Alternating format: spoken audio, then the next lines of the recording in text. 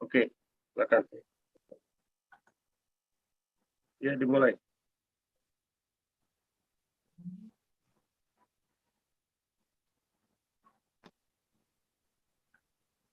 Silakan moderator.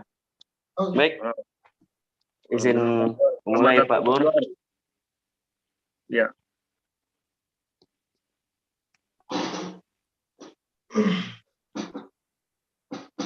Ya, lanjut. Baik, mungkin akan kita mulai acara agenda kita pada siang hari ini atau sore hari ini di waktu Indonesia. Baik, bismillahirrahmanirrahim. Assalamualaikum warahmatullahi wabarakatuh. Waalaikumsalam warahmatullahi wabarakatuh. Alhamdulillahirabbil alamin wa bihi nasta'inu ala umurid dunya waddin wassalatu wassalamu ala asyrafil anbiya'i wal mursalin sayyidina Muhammadin wa ala alihi wa ashabihi ajma'in, amma ba'du.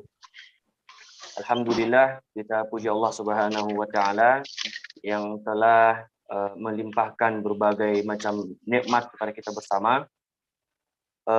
Nikmat-nikmat yang sebenarnya tidak bisa kita hitung dengan jari jemari kita. Sehingga tugas kita hanyalah bersyukur selalu kepada Allah Subhanahu wa taala baik dimanapun dan kapanpun. Kemudian tak lupa kita haturkan salawat beserta salam kepada Nabi kita Nabi Muhammad sallallahu alaihi wasallam. Allahumma shalli ala sayyidina Muhammad wa ala ali Muhammad. Yang sama-sama kita hormati perwakilan atau Direktur Eksekutif Minang Diaspora Network Global beserta jajaran Bapak Burbalis Ilyas dan rekan-rekan.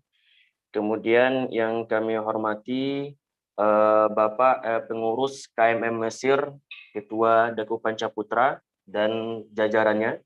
Kemudian yang kami hormati tamu istimewa kita yaitu Bapak Dr. Anwar Abbas selaku Wakil Ketua Umum Majelis Ulama Indonesia dan juga pemateri tausiah Ustadz Abdul Rahman Taufik LC Diplom. Serta kami hormati seluruh peserta yang hadir di ruangan Zoom ini. Baik, mungkin perkenalan sedikit, nama saya Denol Putra Lorenza. Kebetulan sekarang diamanahkan menjadi Wakil Ketua KMM Mesir, membantu Ustadz Daku Pancaputra berkhidmah untuk warga Minang yang ada di Mesir. Alumni MAN MAPK Kota Baru Parang Panjang dan berasal dari Kota Padang. Baik, untuk mempersingkat waktu, kita akan meminta sedikit sambutan dari Ketua KMM Mesir yang hadir pada siang hari ini kepada Ustadz Daku Pancaputra. Waktu dan tempat disilakan.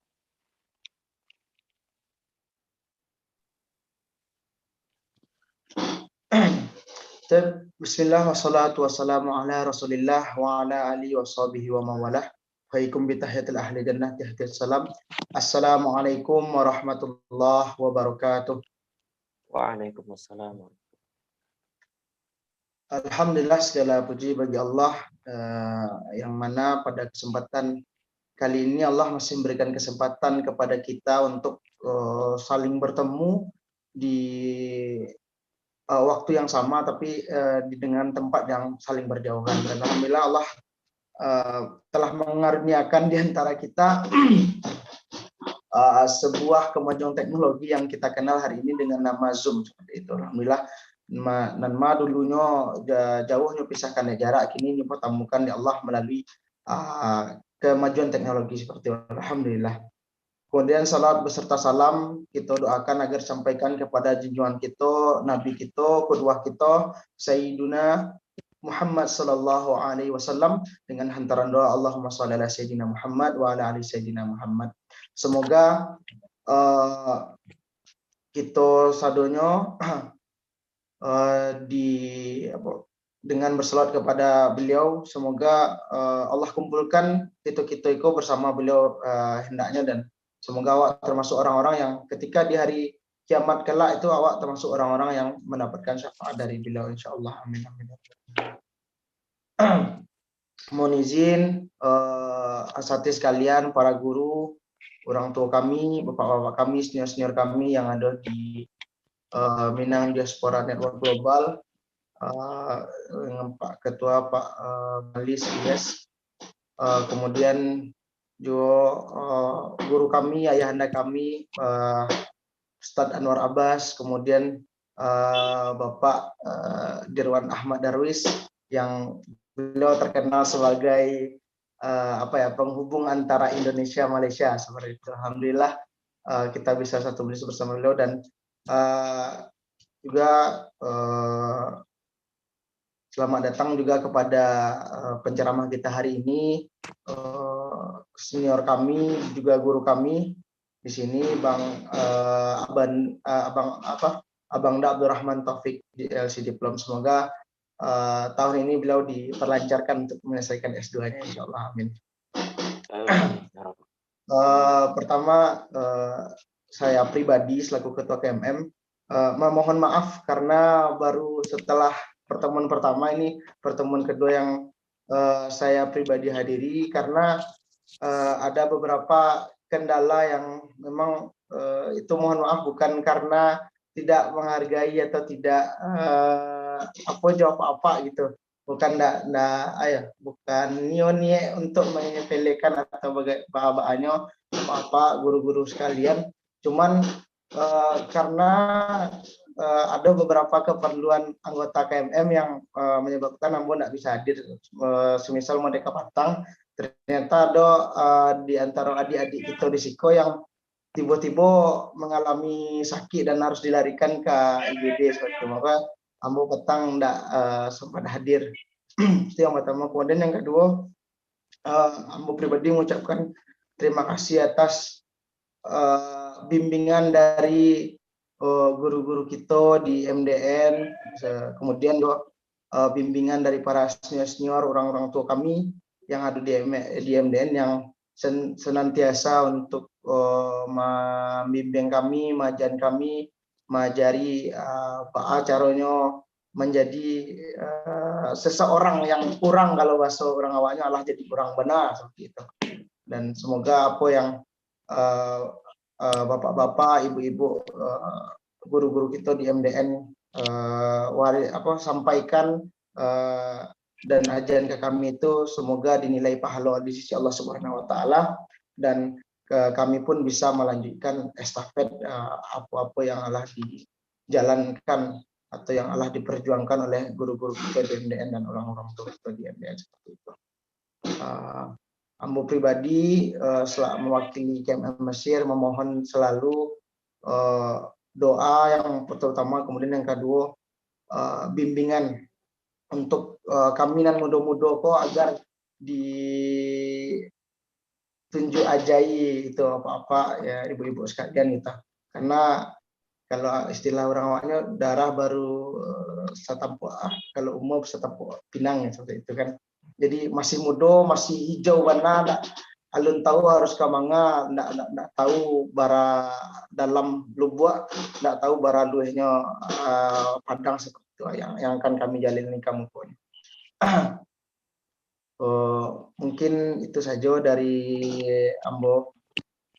Mohon maaf karena jujur sekali lagi walaupun itu adalah pertemuan kedua, Ambo tetap merasa grogi warna gitu, karena satu majelis dengan orang-orang yang bukan hanya gadang di ranah tapi juga gadang di rantau seperti itu, dan bisa mewakili kebesaran nama Minangkabau di dunia nasional bahkan di internasional seperti itu. Mungkin sekali lagi mau pertama mengucapkan mohon maaf sebesar-besarnya karena baru kali ini bisa hadir. Dan yang kedua, terima kasih atas dukungan dari bapak-bapak sekalian, kemudian bimbingannya, dan serta doa-doanya untuk kami seperti itu. Kemudian untuk di majelis kali ini semoga awak bisa beristifadah, bisa mengambil manfaat dari apa yang beko disampaikan oleh guru kita di Siko, Bang Abdurrahman Taufik, seperti itu. Itu saja dari Ambo. Mohon maaf jika ada kata-kata yang tidak pada tampaknya. Akhirul kalam. Assalamualaikum warahmatullahi wabarakatuh. Waalaikumsalam warahmatullahi wabarakatuh. Terima kasih kita ucapkan kepada Ketua KMM Mesir, Saudara Daku Pancaputra. Kemudian kita minta sepatah atau dua patah kata dari perwakilan Minang Diaspora Network Global yang akan disampaikan oleh Bapak Dirwan Ahmad Darwis selaku Deputi Presiden MDN Global. Kepada Bapak Dirwan Ahmad Darwis, waktu dan tempat disilakan.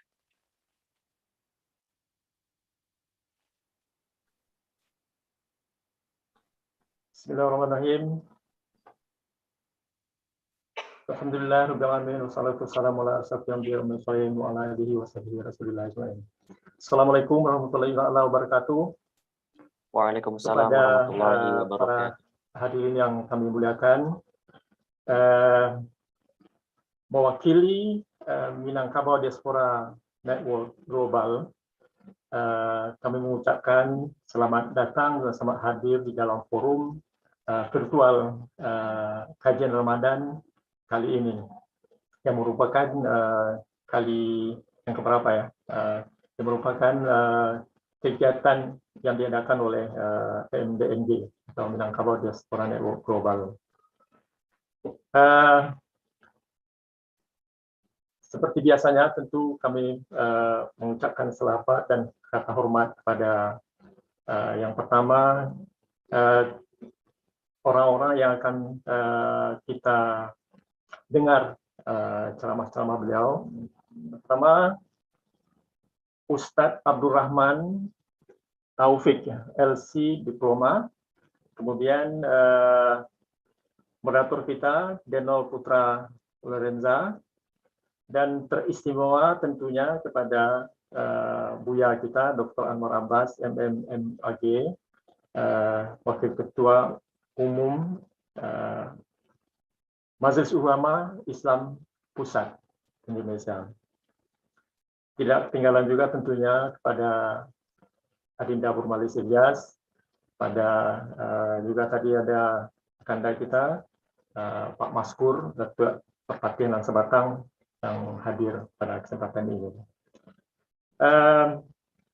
Mewakili MDNG, pertama saya hanya ingin memperkenalkan sedikit tentang diri.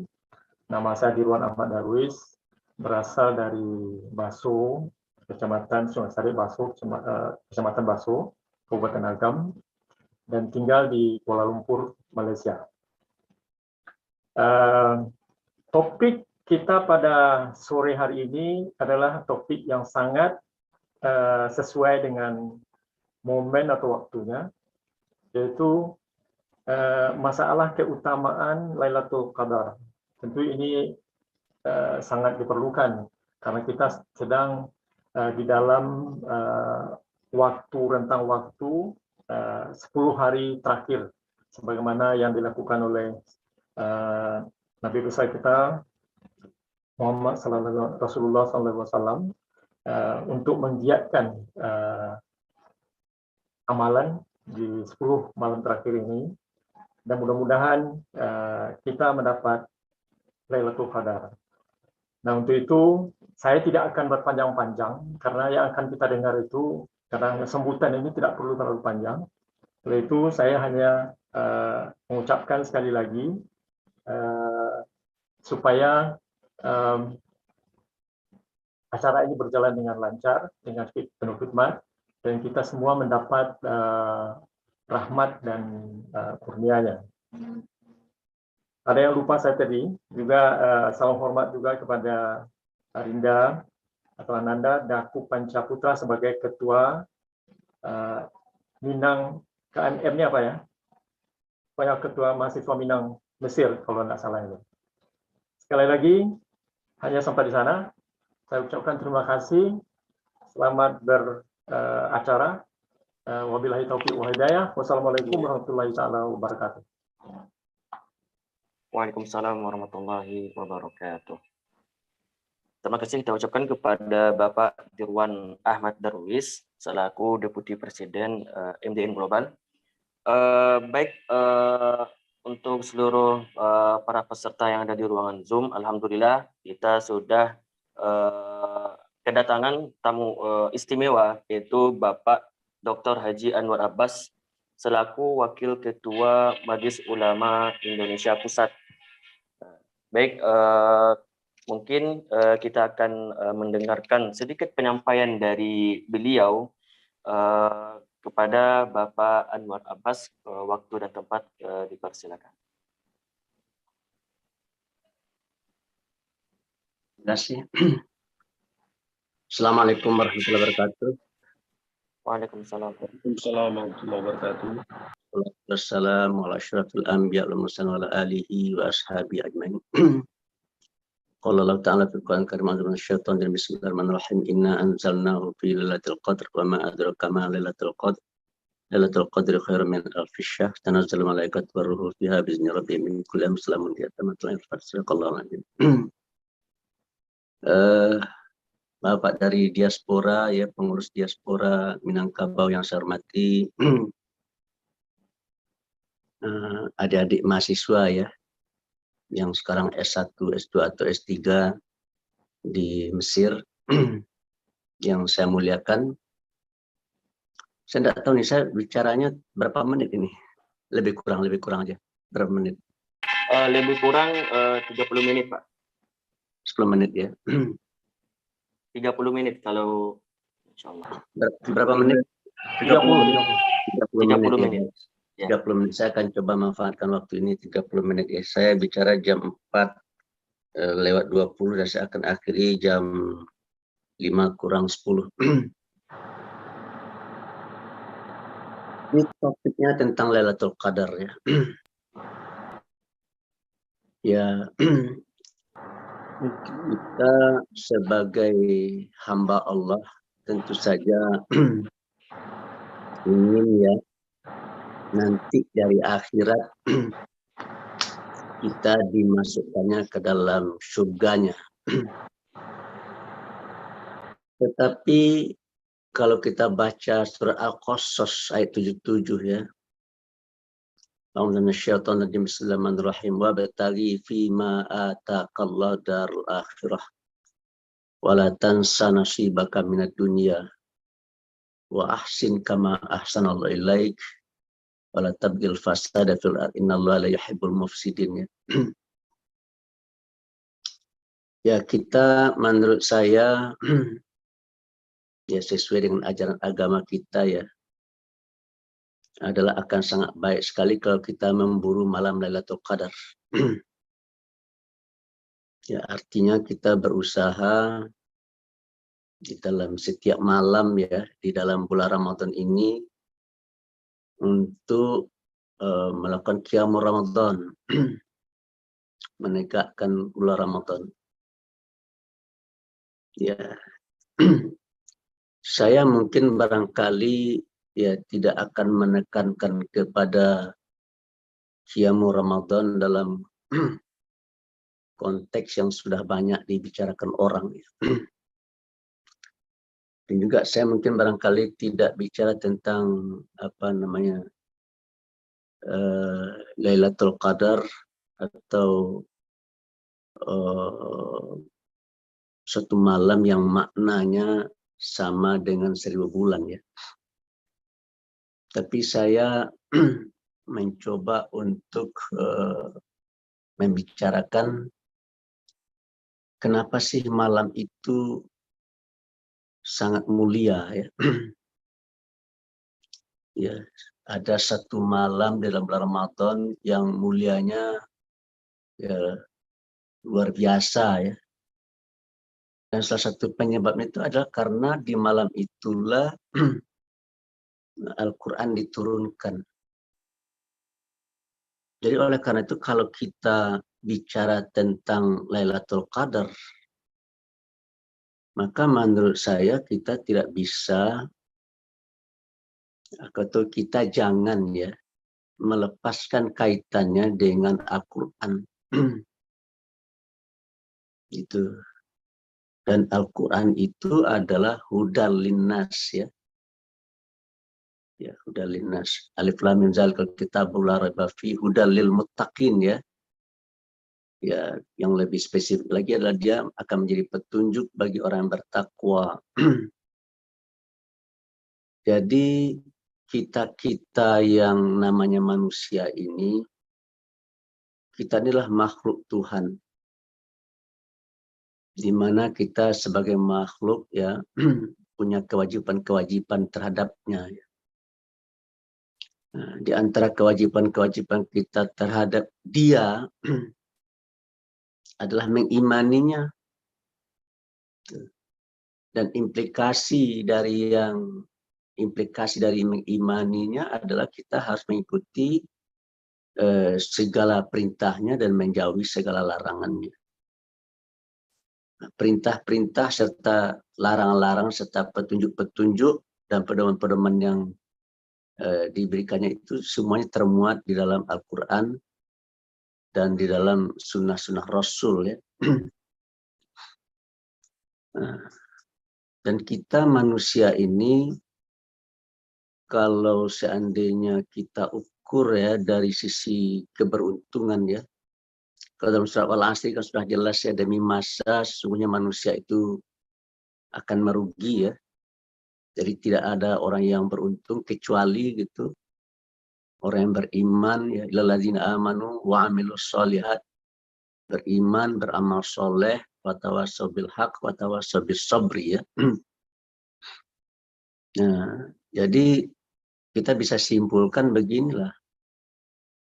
Nah, ada 4 kategori manusia ya. Karena kita ini orang Padang, kita biasanya agak lebih dekat dengan dunia bisnis ya. Maka ada 4 kategori, 4 kelompok manusia ya. Yang pertama adalah kaya masuk surga. Yang kedua kaya masuk neraka. Yang ketiga miskin masuk surga.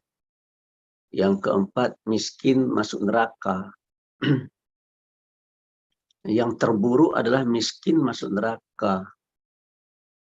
Dan juga yang sangat buruk adalah kaya masuk neraka.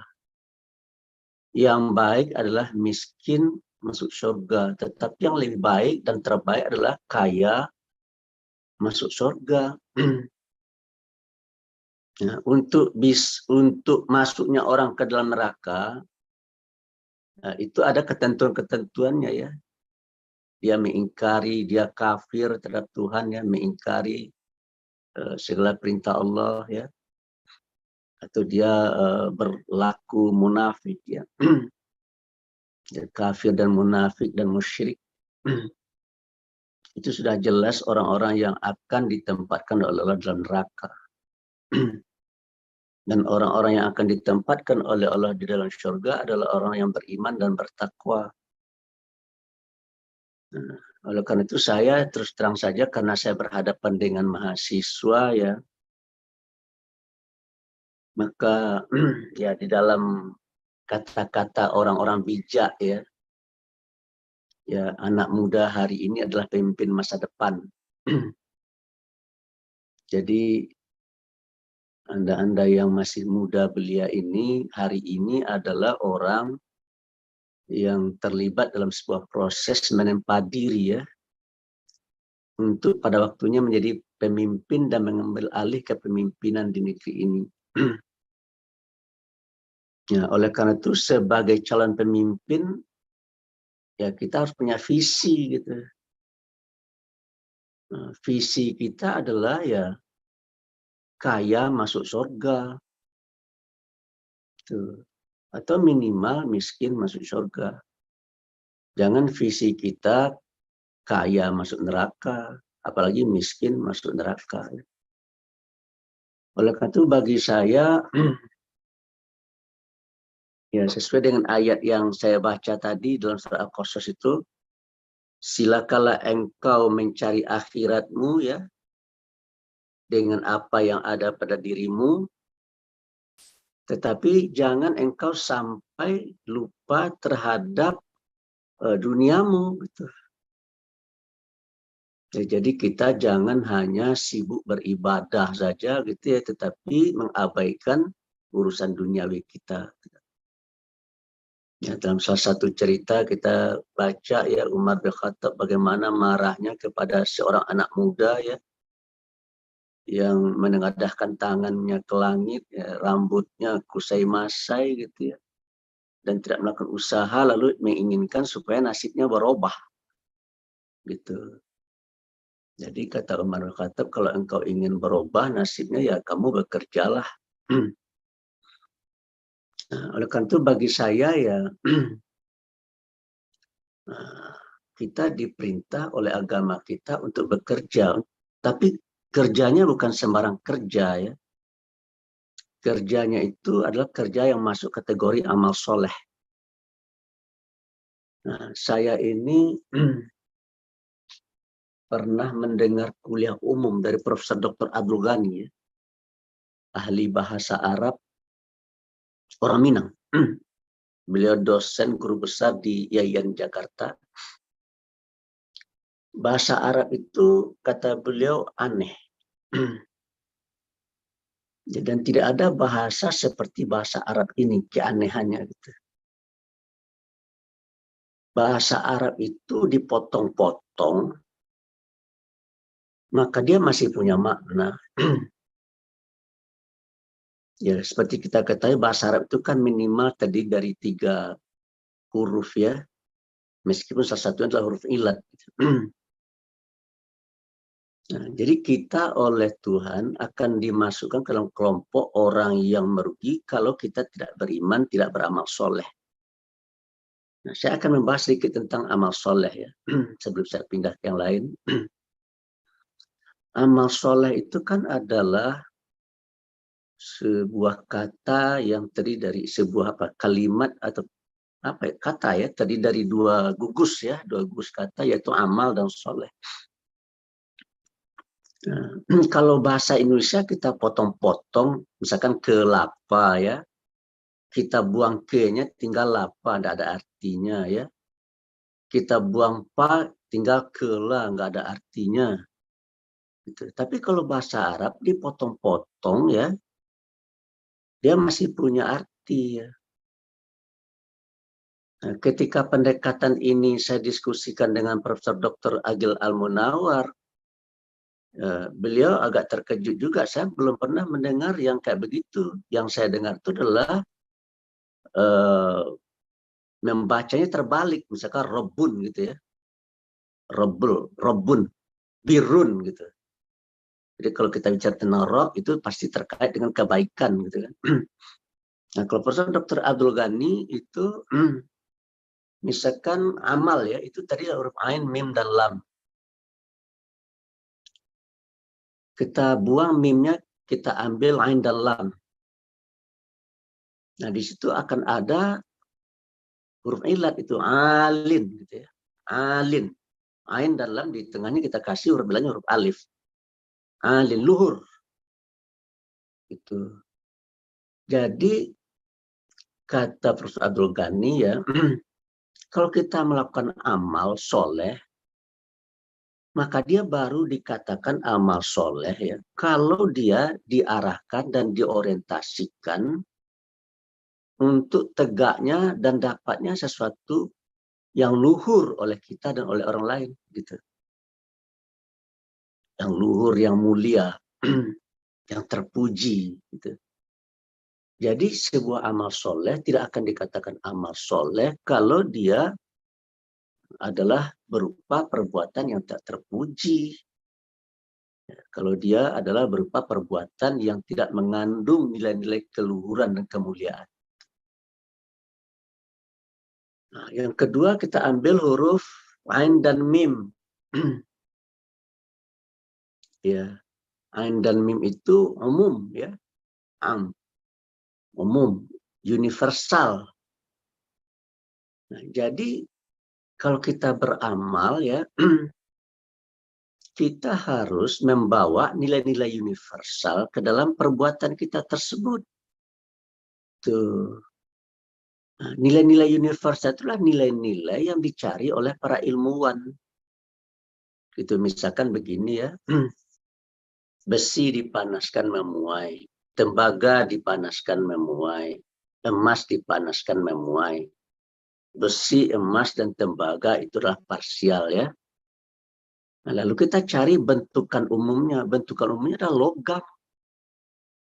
Itu logam kalau dipanaskan, maka dia akan memuai. Nah, itulah dia ilmu ya. Jadi ilmu itu isinya adalah kebenaran dan dia menjelaskan tentang nilai-nilai universal yang ada dalam alam ini dan yang ada dalam kehidupan kita. Nah, oleh karena itu kalau misalnya kita akan melakukan amal soleh ya, maka kita harus membawa ilmu ke dalam kehidupan kita. Kita harus membawa ilmu ke dalam pekerjaan dan perbuatan kita. Tuh. Untuk apa kita bawa ilmu, Pak Andrabas, ke dalam pekerjaan dan perbuatan kita? Nah, menarik bagi saya apa yang disampaikan oleh Profesor Dr. Mukti Ali, seorang guru besar di IAIN Sunan Kalijogo, dan beliau pernah menjadi menteri ya.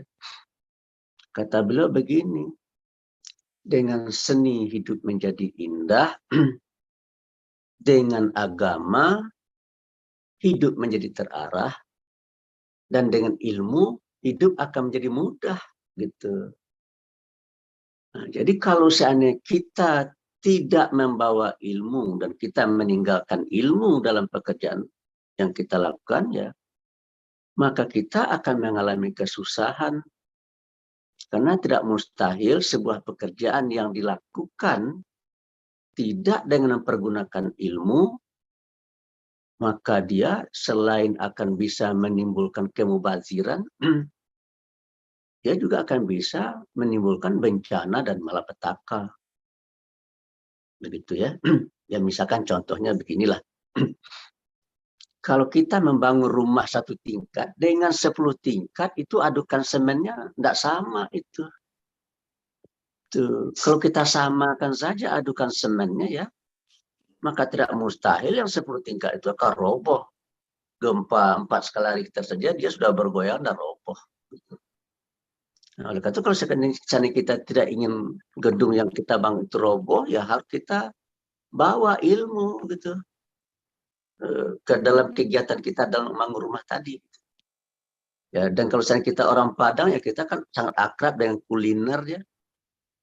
Ya seperti kita bersama ya, kalau memasak tanpa ilmu ya, itu bisa sia-sia. Saya pernah mencoba ya, karena saya berpikir praktis, saya membuat bubur kacang hijau ya. Bubur kacang hijau langsung saya masukkan santan ya. Jadi bubur apa namanya kacang hijaunya saya cuci, saya kasih air gitu ya, saya masukkan ke dalam apa tempatnya untuk direbus gitu, kemudian langsung saya masukkan apa santannya, itu berjam-jam enggak menggembung itu apa itu kacang hijaunya gitu ya. Nah, setelah saya tanya sama kakak saya, kenapa kok kacang hijau enggak mekar-mekar ini ya? Karena kamu masukkan santan dari awal gitu kan. Nah, jadi berarti saya gagal di dalam membuat bubur kacang hijau karena enggak tahu ilmunya gitu kan. Ya, dan kalau seandainya misalkan kebanyakan garamnya asin, kekurangan garamnya hambar, kebanyakan cabenya pedas. Nah, yang menarik juga bagi saya adalah ya, tahun 80-an kalau saya tidak salah ya, sudah ada kala lomba memasak gulai kepala ikan versi orang Minang. Tuh. Juaranya adalah orang dari Solo gitu. Ya, kemudian juga kalau adik-adik ini di Jakarta ya, tentu kalau makan pengen makan di rumah makan Padang gitu kan. Cobalah tanya siapa tukang masaknya. Umumnya tukang masak di rumah makan Padang itu bukan orang Padang, tapi adalah orang Sukabumi dan orang Kuningan. Ya karena itu ada ilmunya gitu kan. Nah, oleh karena itu amal soleh itu sebuah perbuatan baik itu ya, dia akan baik kalau seandainya kita mempergunakan ilmu ya. di dalam mengerjakannya. Yang ketiga, apa lagi yang belum saya apakan ya? Mim dan lam ya, mala yamilu, condong ya. Ya, jadi kita harus menyukai pekerjaan kita tersebut gitu. Dan orang lain juga suka kepada pekerjaan kita tersebut gitu. Nah, itu masuk kategori amal soleh ya. Kemudian solehnya ya, sod dan lam itu ditambah huruf ilahnya ya di belakang, itu sejahtera artinya ya.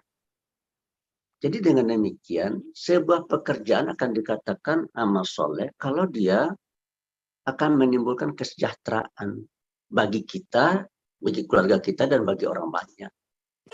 Itu. Dan kita ambil sod dan ha, sah, sahih ya. Nah itu kalau dalam bahasa bernegara itu konstitusional itu. Jadi kita kalau akan melakukan pekerjaan, maka kita ketika melakukan pekerjaan itu juga harus memperhatikan rambu-rambu undang-undang dan peraturan yang ada gitu. Contohnya ya, kita bangun pesantren tanpa mengurus IMB. Itu bermasalah itu. Gitu. Kita bangun masjid di daerah yang terlarang. Ya, mendirikannya karena daerah itu bukan untuk daerah untuk itu gitu kan. Misalkan itu adalah hutan apa? Hutan yang nggak boleh apapun di situ dibangun, kita bangun di situ ya kena kita oleh aturan gitu. Memang masjid kita bangun bagus ya, tapi melanggar peraturan itu nggak jadi amal soleh gitu ya. Nah, saya yang belum menemukan lam dan ha ya. Kira-kira kata apa yang terbentuk itu ya? Luhun ya, papan gitu ya. Ya, saya nggak tahu itu, tapi jadi inilah kira-kira ya karena waktu yang terbatas ya. Jadi makna yang ingin saya apakan adalah kita jangan hanya sibuk ya mengejar Lailatul Qadar. Saya tidak menyatakan itu salah ya. Kita harus berusaha sehingga kita kalau perlu intikaf ya. Tetapi apa yang ada di balik itu gitu. Malam Lailatul Qadar itu adalah malam yang sangat mulia. Salah satu sebab karena di malam itu dimulakan adalah karena di malam itulah turunnya Al-Quran. Nah, Al-Quran itu adalah petunjuk bagi orang yang beriman dan bertakwa. Timbul pertanyaan, apakah kita sudah menjadikan Al-Quran itu sebagai pedoman hidup kita? Gitu. Apakah kita sudah menjadikan Al-Quran dan As-Sunnah itu sebagai ya, pedoman hidup kita? Nah, itu yang jadi masalah bagi saya ya. Nah, kalau saya bapak-bapak dan ibu-ibu serta adik-adik ini tahu data ya, beberapa waktu yang lalu saya baca banyak sekali mahasiswa di Minangkabau itu tidak pandai membaca Al-Quran. Terus bagaimana akan menjadikan Al-Quran sebagai pedoman? Dan yang agak mengenaskan saya adalah ya praktek LGBT di Sumatera Barat termasuk tertinggi. Praktek LGBT termasuk tertinggi. Jadi kesimpulan saya ya, kalau negeri kita adat bersendi syarat bersendi kitabullah, ya ternyata dalam pada orang-orang tertentu itu hanya ada di bibir gitu kan. Nah, sementara negeri kita dikenal sebagai negeri yang kuat ya, agamanya, Islamnya kuat gitu kan. Tetapi betulkah orang Minang itu masih kuat dan ketat ya dengan ajaran agamanya? Ini perlu diteliti, perlu dipelajari. Cuma saya melihat ya gempuran dari budaya asing ya dan gempuran dari kemajuan ilmu dan teknologi ya, itu menurut saya betul-betul menggoyang sendi-sendi keberagamaan orang Minang menurut saya. Itu. Nah, ini karena tinggal sedikit lagi, tinggal 7 menit ya. Nah, siapa lagi yang beruntung itu, yang tidak rugi hidupnya ya? Tawasau bil haq, tawasau bis sabri ya. Itu orang-orang yang dalam kehidupannya bermuamalat ya. Ya, dengan berpedoman kepada Al-Quran dan Sunnah, dia saling bertawasau. Ya, tetapi yang dia tawasau kan bukan masalah yang terkait dengan dosa, tetapi adalah ta'awanu 'alal birri wa taqwa gitu. Tawasau tentang hal-hal yang akan bisa membuat kita dan orang lain ya akan berjalan di jalan yang lurus. Begitu. Nah, mencari orang yang seperti itu hari ini di negeri kita ya agak sulit. Itu kan artinya kita harus bisa melakukan dakwah amar ma'ruf nahi munkar. Wa takum minkum ummatu yad'una ilal khair ya'muruna bil ma'ruf wa yanhauna 'anil munkar ya. Saya rasa kalau berdakwah untuk menegakkan yang ma'ruf, banyak di antara kita yang sanggup melakukannya ya. Karena tidak ada resikonya. Mengajak orang sembahyang tidak ada resikonya. Mengajak orang berpuasa tidak ada resikonya. Mengajak orang berzakat tidak ada resikonya. Kalau ada resikonya kecil sekali ya. Tapi mengajak orang untuk supaya menutup praktek prostitusi yang dia miliki gitu ya. Nah, itu berat itu. Menutup komplek perjudian, itu berat itu. Ya kan? Berjuang di DPR misalkan gitu ya. Karena belum lama berselang kan negeri kita cukup jadi sorotan karena ada sebuah sekolah di Kota Padang ya yang meminta murid-muridnya memakai busana muslimah. Nah, ternyata tidak sederhana persoalannya kan. Menjadi pembicaraan di tingkat pusat ya. Dan saya terlibat dalam perdebatan yang cukup tajam juga dalam hal itu gitu. Ya, kalau bagi saya adalah ya tujuan dunia pendidikan kita itu adalah membentuk manusia yang beriman dan bertakwa. Ya, sesuai dengan agamanya masing-masing. Oleh karena itu menurut saya pendidikan yang kita laksanakan harus bisa membuat anak-anak didik kita menjadi anak-anak yang beriman dan bertakwa. Siapakah orang yang bertakwa itu? Orang yang bertakwa itu kan orang yang melaksanakan perintah Allah. Ya kan? Kalau Allah menyuruh kita, menyuruh wanita menutup kepala, ya kita tutup kepala kita. Gitu. Kalau Tuhan menyuruh kita berpakaian yang baik dan benar, ya kita berpakaian secara baik dan benar. Kalau Tuhan menyuruh kita berlaku sopan, ya kita berlaku sopan, gitu kan. Gitu. Nah, jadi kesimpulan saya ya,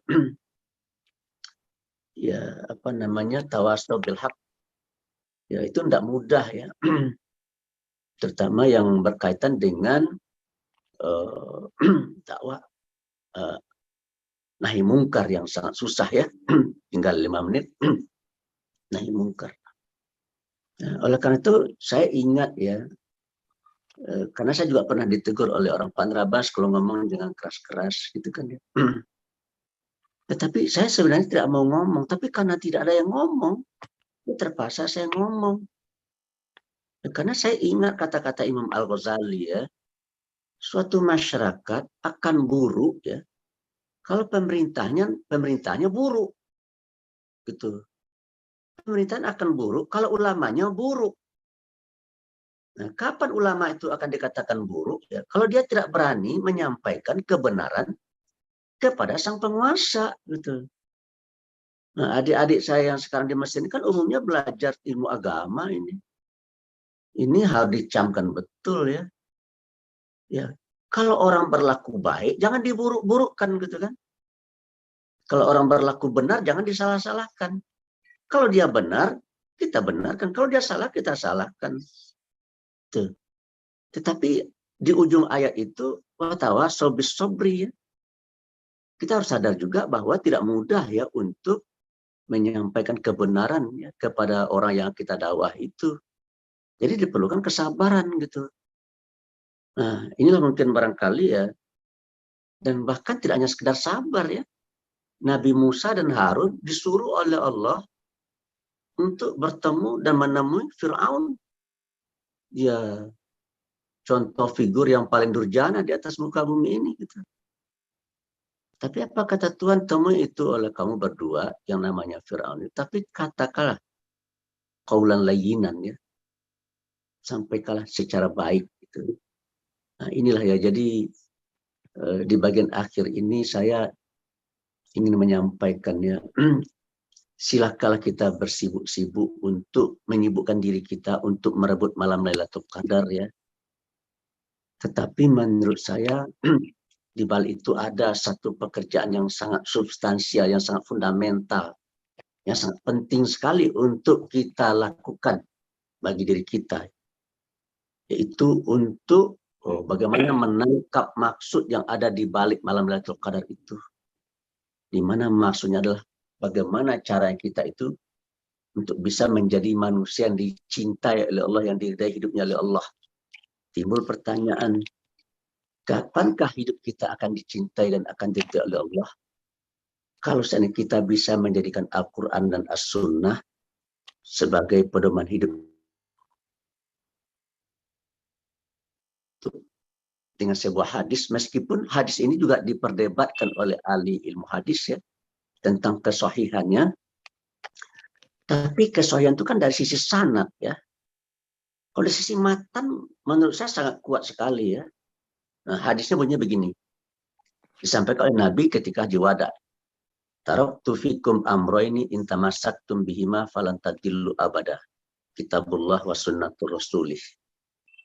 Aku tinggalkan untuk kalian, kata Nabi ya, dua hal. Jika kalian berpegang teguh kepada keduanya, maka kalian tidak akan tersesat selama-lamanya. Nah, artinya kita akan selamat hidupnya di dunia dan selamat hidupnya di akhirat. Gitu. Nah, pertanyaan saya, bukankah itu doa kita? Rabbana atina fid dunya hasanah fil akhirati hasanah wa qina adzaban nar. Ya, oleh karena itu supaya kita tidak tersesat dalam hidup, dalam mengharungi hidup dan kehidupan ini, ya kita harus menjadikan Al-Quran dan As-Sunnah sebagai pedoman ya dalam hidup kita ini. Gitu. Nah, inilah mungkin barangkali yang bisa saya sampaikan ya. Dan untuk bisanya kita menjadikan Al-Quran dan As-Sunnah itu sebagai pedoman ya, kita harus mendekatkan diri dengan Al-Quran itu sendiri. Dan kita harus bisa memahaminya. Dan kalau kita tidak paham, kita bertanyalah kepada yang tahu tentang itu. Gitu. Dan adik-adik saya yang sekarang saya hadapi ini adalah orang-orang yang sebenarnya mentakhususkan dirinya, menspesialisasikan dirinya ya, di dalam mentadaburi Al-Quran tersebut. Nah, oleh karena itu ya meminjam istilahnya Pak Profesor Dr. Gus Syihab ya, ada sebuah misi suci yang terpikul di pundak kita. Itu bagaimana kita bisa membumikan Al-Quran ya. Baik dalam kehidupan pribadi kita, dalam kehidupan keluarga kita, dalam kehidupan sosial kita, dalam kehidupan berbangsa kita, dalam kehidupan negara kita, dan di dalam kehidupan global. Dalam kehidupan global. Sayang saya tidak punya lagi waktu untuk menjelaskan surah Al-Qasas ya. Nah, saya cukupkan sekian. Demikian, terima kasih. Wassalamualaikum warahmatullahi wabarakatuh. Waalaikumsalam warahmatullahi wabarakatuh. Baik, Bapak Anwar Abbas. Kebetulan karena Bapak sudah membahas tentang amar ma'ruf nahi mungkar tadi ya Pak.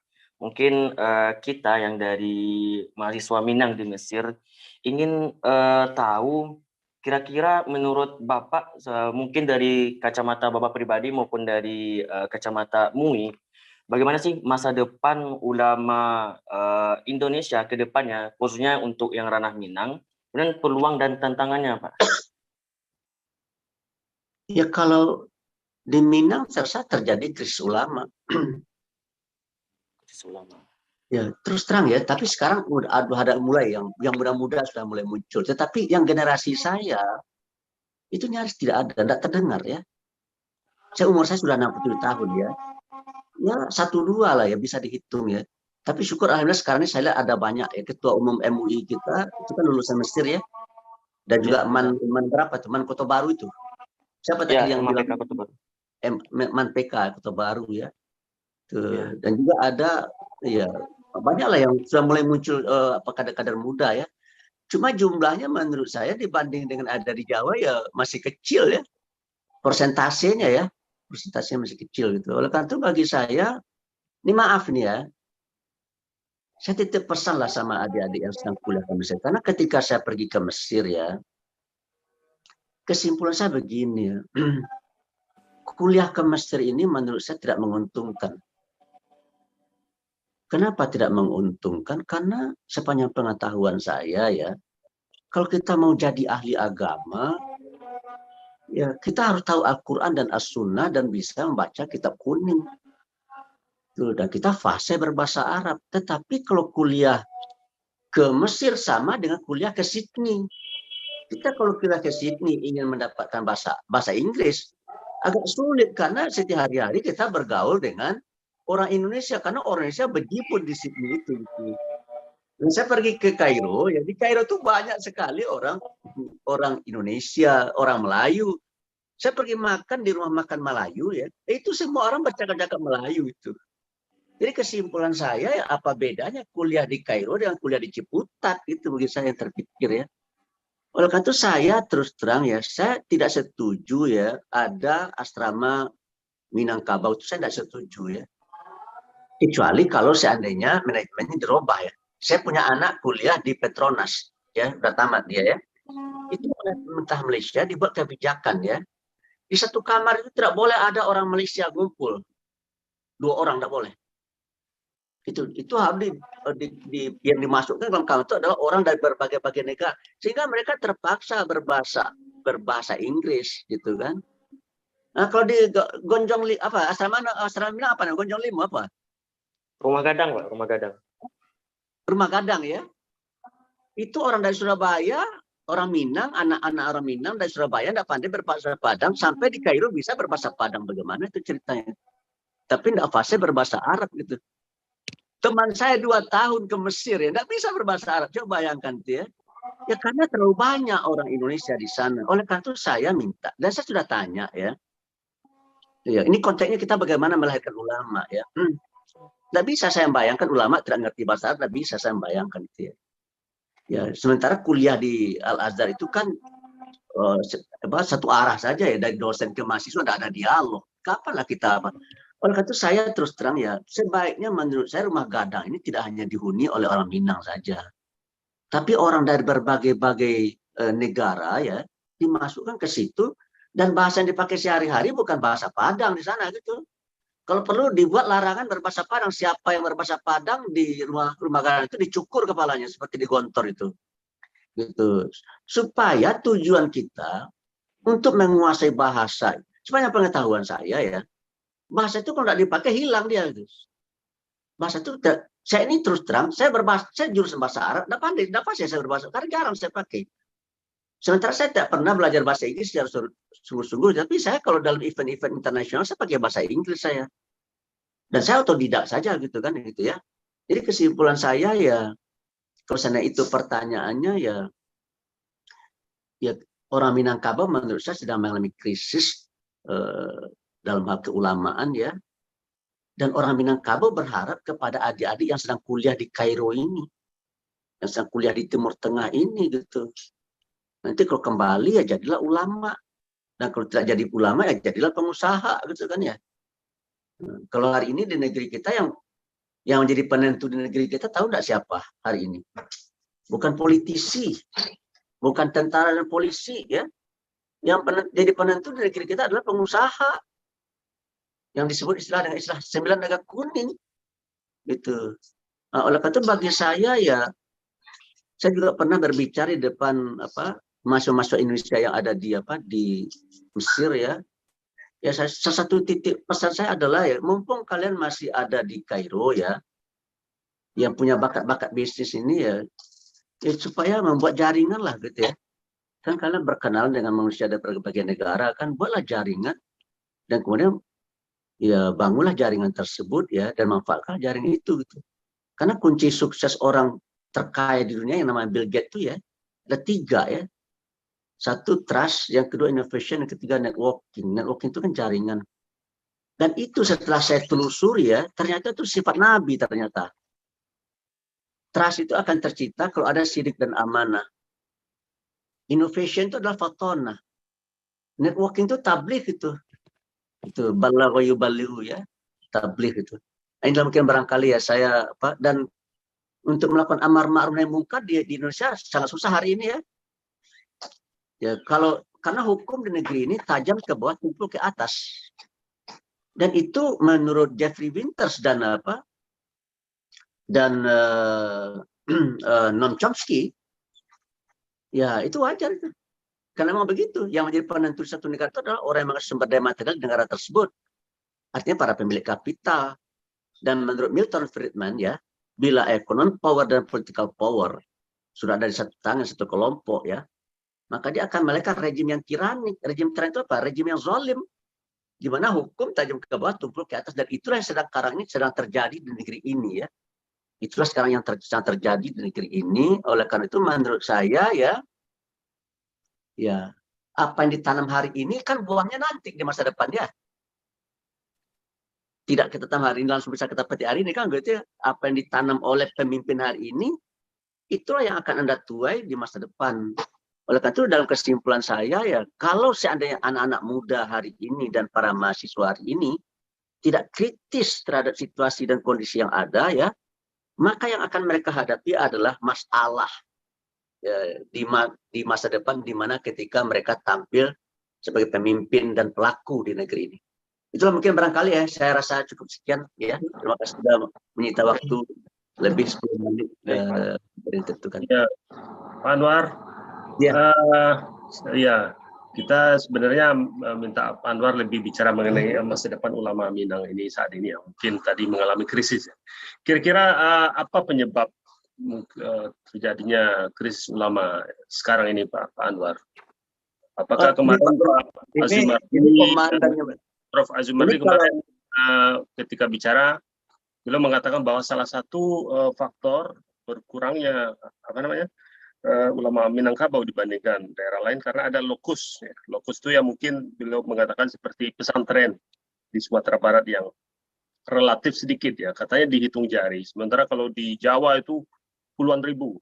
Nah mungkin kalau itu menurut Prof. Azumardi itu salah satunya kenapa krisis ulama di Minangkabau. Nah kalau menurut Pak Anwar Abbas, apa selain itu kira-kira sehingga kita mengalami krisis? Pak Fahmi Idris juga mengatakan misalnya, ya kita tidak bicara ulama Minang itu di Sumbar saja, tapi di Indonesia. Pak Fahmi Idris bilang di Jakarta itu biasanya dulu dari 10 ulama ustadz yang ceramah di masjid 9 itu orang Minang. Atau mungkin Pak Yusuf Kala juga bilang begitu. Sekarang ulama Bugis yang banyak. Nah, kira-kira faktor apa itu Pak Anwar yang sehingga mungkin kita mengalami krisis? Ya. Ini Pak Burmalis yang tanya sama saya ini berat ini. Jadi dalam bahasa apa itu yang bertanya lebih tahu dari yang ditanya gitulah ya. Ya tapi saya coba juga jawab ya. Menurut saya telah terjadi sebuah apa ya? Suatu hal yang menurut saya di kalangan rakyat Minang ya. Yaitu apa istilah yang paling tepat ya? Krisis orientasi mungkin barangkali ya. Krisis orientasi. Ya. Orientasi orang Minang dulu adalah mengembangkan agama ya, sambil berdagang. Jadi mereka punya ilmu tentang agama, tetapi punya usaha bisnis gitu. Yang mengembangkan Islam ke Sumbawa, ke Sulawesi ya, itu orang Minang gitu. Ya. Nah, tetapi hari ini saya lihat orang Minang ya, saya juga bingung ya. Dahulu saya masuk ke Jakarta Pak Burmalis tahun 73. Apa Pak Burmalis sudah lahir belum? Tahun 73 udah lahir belum? Belum Pak. Belum lahir kan. Itu yang namanya Pasar Jatinegara, Pasar Orang Padang, Pasar Senen, Pasar Orang Padang, Pasar Tanah Abang, Pasar Orang Padang, Pasar Blok M, Pasar Orang Padang, Pasar Santa, Pasar Orang Padang, Pasar Mesti, Pasar Orang Padang. Dulu. Kalau kini enggak gitu. Kalau dahulu orang Padang itu, orang Minang itu berorientasi untuk menjadi pengusaha, untuk menjadi pedagang. Tapi kalau hari ini tidak. Kalau ada 2 orang laki-laki melamar seorang anak gadis itu oleh calon mertua ditanya, kamu kerjanya di mana? Kalau dahulu pertanyaannya gini, dulu kalau pulang merantau, Apo Kerajo. Kalau sekarang Dima Kerajo. Kalau Apo Kerajo itu yang dituntutnya adalah bisnis kamu apa gitu. Konveksi kah, rumah makan kah gitu kan. Tapi kalau Dima Kerajo itu tempat. Itu kantor gitu kan, kantor di perusahaan mana kamu bekerja gitu kan. Dan saya lihat ya orang Minang itu memang dahsyat ya dalam hal apa? Cuma dia berubah orientasi. Dia tidak berorientasi untuk menjadi owner, menjadi pemilik dari usaha. Tapi dia berorientasi untuk menjadi pimpinan di perusahaan tersebut, menjadi manajer di perusahaan tersebut. Sehingga CEO termahal di Asia Tenggara, tanpa saya sebut nama ya, CEO termahal di Asia Tenggara, itu adalah orang Minang. Saya tidak usah sebut namanya ya. Dan di Rut Indosat itu dulu, itu juga orang Padang ya. Di Rut Garuda itu orang Padang. Gitu. Tapi begini ya, sehebat apapun kita jadi CEO, Chief Executive Officer, kita bukan owner. Gitu. Kalau yang namanya Chief Executive Officer itu adalah orang yang dibayar, bukan orang yang membayar. Jadi al-yadul ulya khairum minal sufla itu menurut saya itu yang bagus itu kita tangan kita di atas, kita owner gitu. Nah, oleh karena itu bagi saya ya, ketika diskusi dengan Pak Muhtar Naim, kata Pak Muhtar Naim, di awal-awal kemerdekaan ada dua suku bangsa yang sangat dominan sekali pengaruhnya, yaitu Cina dan dalam bidang bisnis ya, Cina dan orang Padang. Tapi kalau hari ini kalau kata Pak Muhtar Naim, Cina dan Padang itu adalah dua suku bangsa ya yang sangat menonjol. Habis itu mungkin Bugis ya. Tapi hari ini coba cari dari satu orang terkaya di negeri di Indonesia. Carilah satu orang terkaya. Ada nggak orang Minang? Tidak ada orang Minang. Khairul Tanjung itu bapaknya dari Mandailing ya. Kemudian ibunya dari Sukabumi. Tapi kita menganggap dia orang Padang. Orang Padang dalam pengertian Minangkabau ya. Mungkin dia Minangkabau gitu. Tapi ya tidak ada gitu. Ya, kenapa bisa begitu Pak Nurabas? Ya karena orang Padang itu menurut saya orientasinya memang sudah berubah. Gitu. Dulu di zaman Orde Baru banyak sekali orang Padang yang jadi menteri kan. Tapi bukan jadi pengusaha gitu. Nah, sementara dalam teorinya ya, siapa yang menjadi penentu di negeri ini? Bukan politisi, bukan menteri. Tapi adalah orang yang kita sebut dengan pemilik kapital.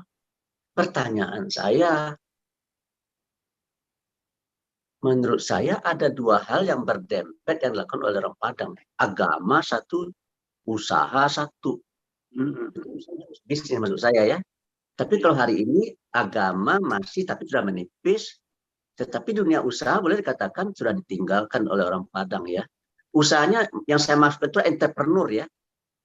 Kalau dagang-dagang di Tanah Abang itu bukan itu yang saya masukkan ya. Entrepreneur.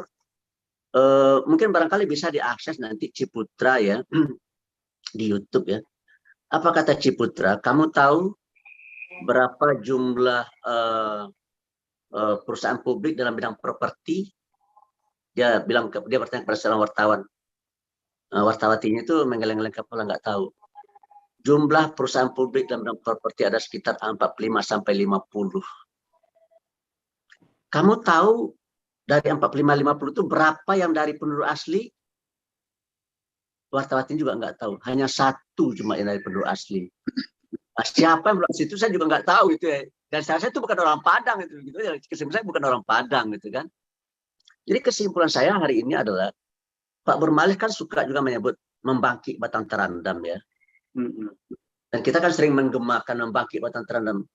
Apa yang mau kita bangkit? Kalau bagi saya yang kita bangkit itu adalah ya bagaimana caranya supaya orang Minang ini kembali kepada identitinya. Ada dua identiti yang sangat menonjol sama orang Padang. Yang satu agama ya. Yang kedua adalah usaha. Gitu. Itu bagi saya sangat. Yang ketiga mungkin cendekiawan ya. Tiga tugas mungkin cendekiawan gitu. Nah, tetapi akhir-akhir ini menurut saya yang agama agak melorot, kemudian usaha agak melorot, kecendekiaan adalah ya kita punya tokoh namanya Profesor Dr. Azumardi, satu-satunya orang di Asia ya yang bergelar sir ya, yang dikasih sir oleh United Kingdom, oleh Raja Inggris gitu, oleh Ratu Inggris gitu kan. Jadi dari sisi cendekiawan kita masih banyak lah ya. Tapi yang menjadi keprihatinan saya adalah ya ada sisi keulamaan. Memang dulu kita bisa sebut banyak ulama lah ya dari Minangkabau, Agus Salim, ya kemudian Hamka, kemudian kita punya Malik Ahmad, banyak lah kita bisa sebut ya. Tapi hari ini ya nyaris tidak terdengar ya. Nyaris tidak terdengar ya. Jadi inilah persoalan kita Pak Purmalis ya. Oleh karena itu saya memang menumpang harapan saya kepada anak-anak adik-adik saya yang sedang kuliah S1, S2, S3 di Mesir ini gitu ya. Ya kalian harus bersungguh-sungguh untuk menuntut ilmu. Karena menurut saya ya sesuai dengan pendapat dan pandang dari John Naisbitt dan Patricia Burden, abad ke-21 ini abad beragama ya. Jadi agama akan memainkan peran sangat penting. Nah, cuma siapa yang akan menjadi tokoh dalam bidang keagamaan itu ya? Ya ulama gitu kan. Oleh karena itu ya, kalau kita ingin menonjol ya kita bisa mencetak ulama sebanyak-banyaknya ya. Gitu. Jadi itulah mungkin barangkali Pak Purmalis. Dan itu tugas Pak Purmalis sebagai salah seorang tokoh Minang ya. Dan saya ya karena sudah termasuk orang uzur yang lanjut usianya ya saya sudah berbuat sesuai dengan kemampuan saya ya. Ternyata hanya sampai situ dan energi saya juga sudah mulai agak berkurang, melemah ya. Tetapi melihat wajah Pak Purmalis saya lihat ya masih bersemangat ya, dan masih gagah, masih bertenaga, masih energik ya. Oleh karena itu tolonglah menurut saya ya kecendekiaan orang Minang itu ditampilkan, ditonjolkan, kemudian keulamaannya, agamanya, yang ketiga adalah bisnisnya ya. Dan saya terus terang sangat berharap sekali dalam dunia bisnis ini gitu supaya supaya kita menjadi penentu negeri ini ya. Coba bayangkan kita majority, umat Islam majority 90% lah, 86,8%, kita bahkan 90% ya. Kita 90%, orang 10%. Masa representasinya di ekonomi lapis atas, masa satu cuma dari 10 orang? Dari 20, masa hanya 2? Dari 50 kok masa hanya 4 orang yang beragama Islam? Itu bagaimana itu ceritanya itu? Berarti ada something wrong, ada sesuatu yang salah nih yang kita lakukan gitu.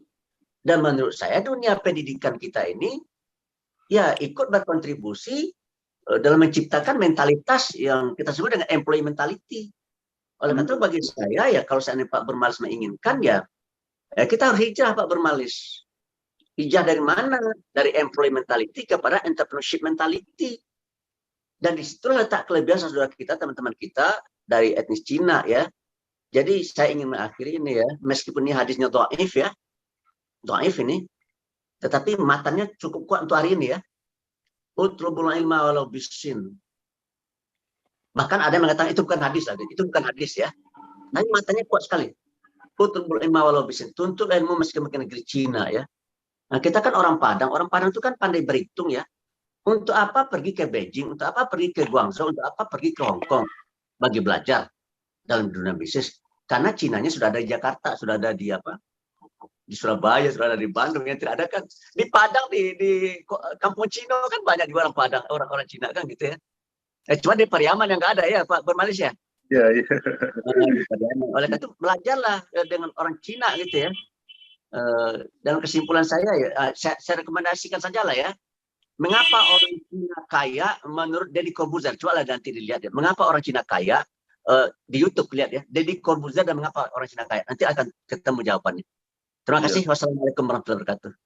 Ya Pak Anwar, jadi memang kita dari Minang Diaspora mungkin ingin mengambil peran kecil Pak Anwar. Insya Allah mungkin setelah program ini kita coba fundraising untuk memberikan bantuan beasiswa kepada adik-adik kita yang kuliah di Mesir dan lainnya, yang khusus kepada calon-calon ulama Pak Anwar. Ya tapi Pak Purmalis, maaf moderator ya. Saya minta supaya UNAS Negeri Padang dan UNAN itu ya betul-betul disulap ya menjadi perguruan tinggi yang siap untuk mencetak entrepreneur. Jangan hanya menyelenggarakan perguruan tinggi dengan pola inbox saja ya. Nah, oleh karena itu bagi saya belajarlah ke Ciputra University, belajarlah ke Prasetya Mulia gitu kan. So kalau seandainya kita ikutin terus cara pendidikan kayak begini, maka yang akan terbentuk adalah lulusan-lulusan pencari kerja, bukan lulusan pencipta lapangan kerja. Pak Purmalis, terima kasih banyak. Assalamualaikum warahmatullahi wabarakatuh. Waalaikumsalam warahmatullahi wabarakatuh. Baik, terima kasih banyak kita ucapkan kepada Bapak Anwar Abbas dan juga Bapak Purmalis Ilyas. Alhamdulillah, terkhususnya untuk kami dari mahasiswa Minang yang ada di Mesir merasa terpukul rasanya karena memang benar realita yang disampaikan oleh Bapak Anwar Abbas, dan insya Allah akan kami perbaiki, dan kami akan selalu mengingat nasihat beliau untuk menjadi ulama masa depan, khususnya di ranah Minang. Baik, mungkin ada Bapak dari dan Ibu yang ingin bertanya. Silakan dibuka langsung. Dirwan, mau ada bertanya? Pak Dirwan Ahmad Darwis? Pak Dirwan itu dari Malaysia ya? Malaysia. Lu Di mana? kepemimpinan Malaysia. Saya di Kuala Lumpur, Pak. Oh, di Kuala Lumpur ya. Nah, di Lumpur. Rais Yatim nih, Rais Yatim ya. Ya. Nah, saya tidak cukup melihat apa gejala-gejala yang berlaku belakangan ini tentang krisis ulama ini, tugasnya. Memang benar apa yang disampaikan oleh Pak Anwar tadi. Tapi saya juga melihat dari sisi lain, saya membaca beberapa buku tentang tokoh-tokoh kita di masa lalu. Kesimpulannya saya melihat orang Minangkabau itu sekarang kehilangan identitas. Jadi identitas kita seperti yang disampaikan oleh Pak Anwar tadi, dagang, cendekiawan, kemudian agama, dan lain-lain itu. Tapi yang lebih mendasar, yang saya sekarang memang coba mendalami itu, karena kita sudah melupakan sejarah, karena itu akarnya. Jadi sejarah, kemudian budaya, bahasa, itu adalah alat yang sangat praktis untuk membangun jati diri itu, semangat dulu. Jadi dengan semangat itulah baru kita melihat bahwasanya ini penting, ini tidak penting. Nah, apa yang terjadi selama ini kalau saya melihat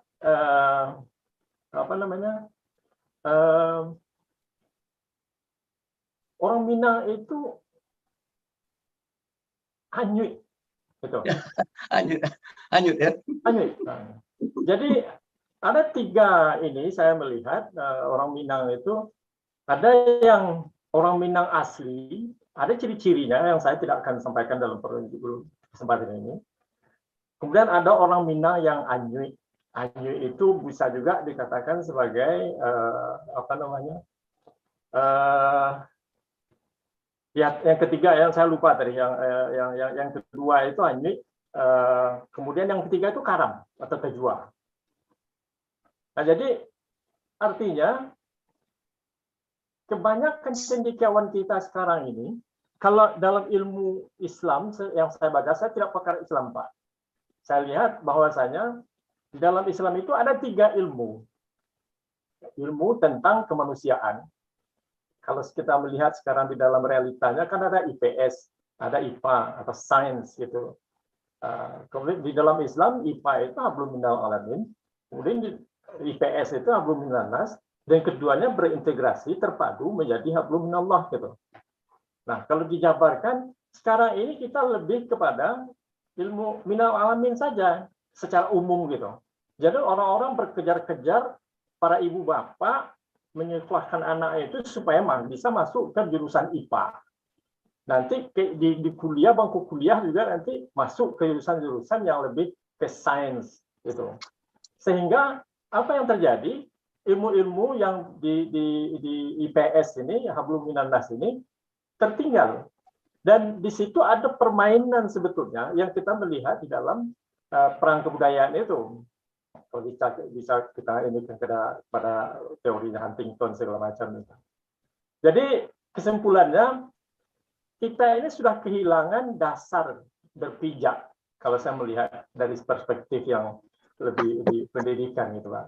Jadi lebih banyak membanggakan hal-hal yang bersifat dengan sains. Bahkan ada yang mengatakan tuh apa belajar sejarah? Sejarah itu kan cuman yang kita perlu melihat ke depan, ke belakang. Padahal sejarah itu adalah untuk melihat keadaan sekarang dan keadaan masa depan. Saya kira itu saja sementara dulu, Pak. Nanti terlalu panjang nanti. Terima kasih. Assalamualaikum warahmatullahi wabarakatuh. Waalaikumsalam warahmatullahi wabarakatuh. Baik, Terima kasih pada Bapak Dirwan Ahmad Servis. Baik, kalau tidak ada pertanyaan, kita akan masuk ke tausiah Ramadan, yaitu yang akan Saya disampaikan pendengarkan oleh... sedikit ya, ada sedikit nih. Kesimpulan apa yang bisa dibuat ya? Saya pendengarkan ya. Baik Pak, baik. Ngomong apanya, nggak ngerti, jelaskan lah pakai bahasa Indonesia. Kak disuruhnya begini ya, tadi itu kan aku kan mengambil bahasa Indonesia. Memetik cabai. Ini guys, hari ini saya memetik cabai. Begini tadi kan, kami kan pagi-pagi baru tiba di sini kan.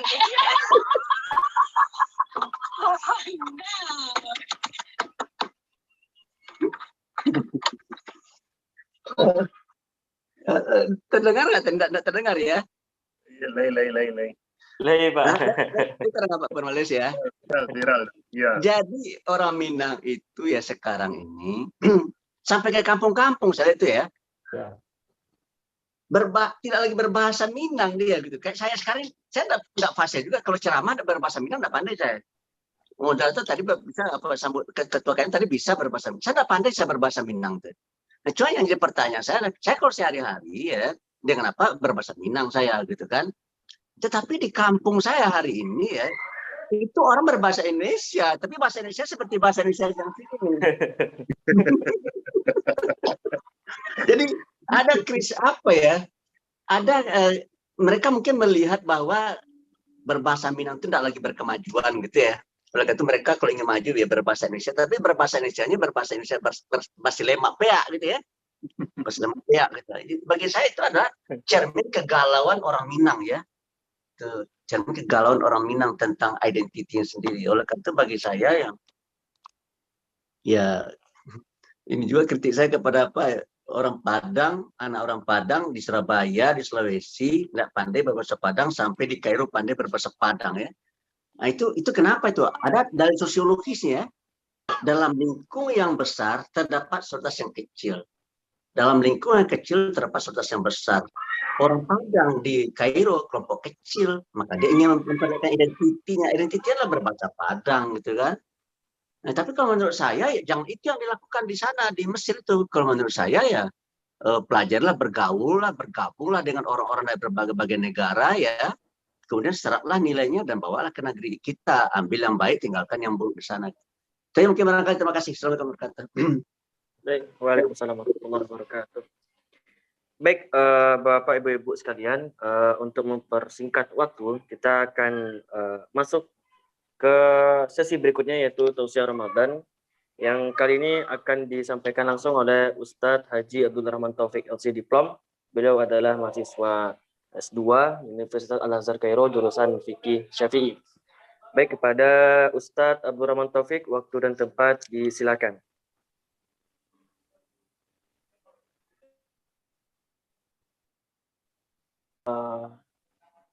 Dengar. Suaranya enggak ada suara, Bang.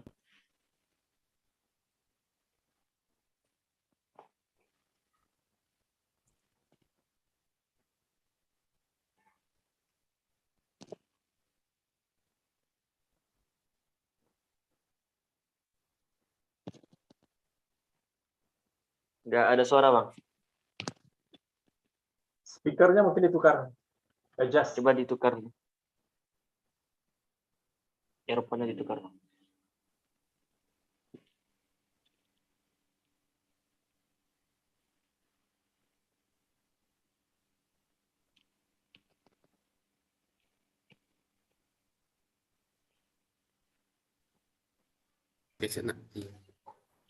Bismillahirrahmanirrahim. Lah terangan dong.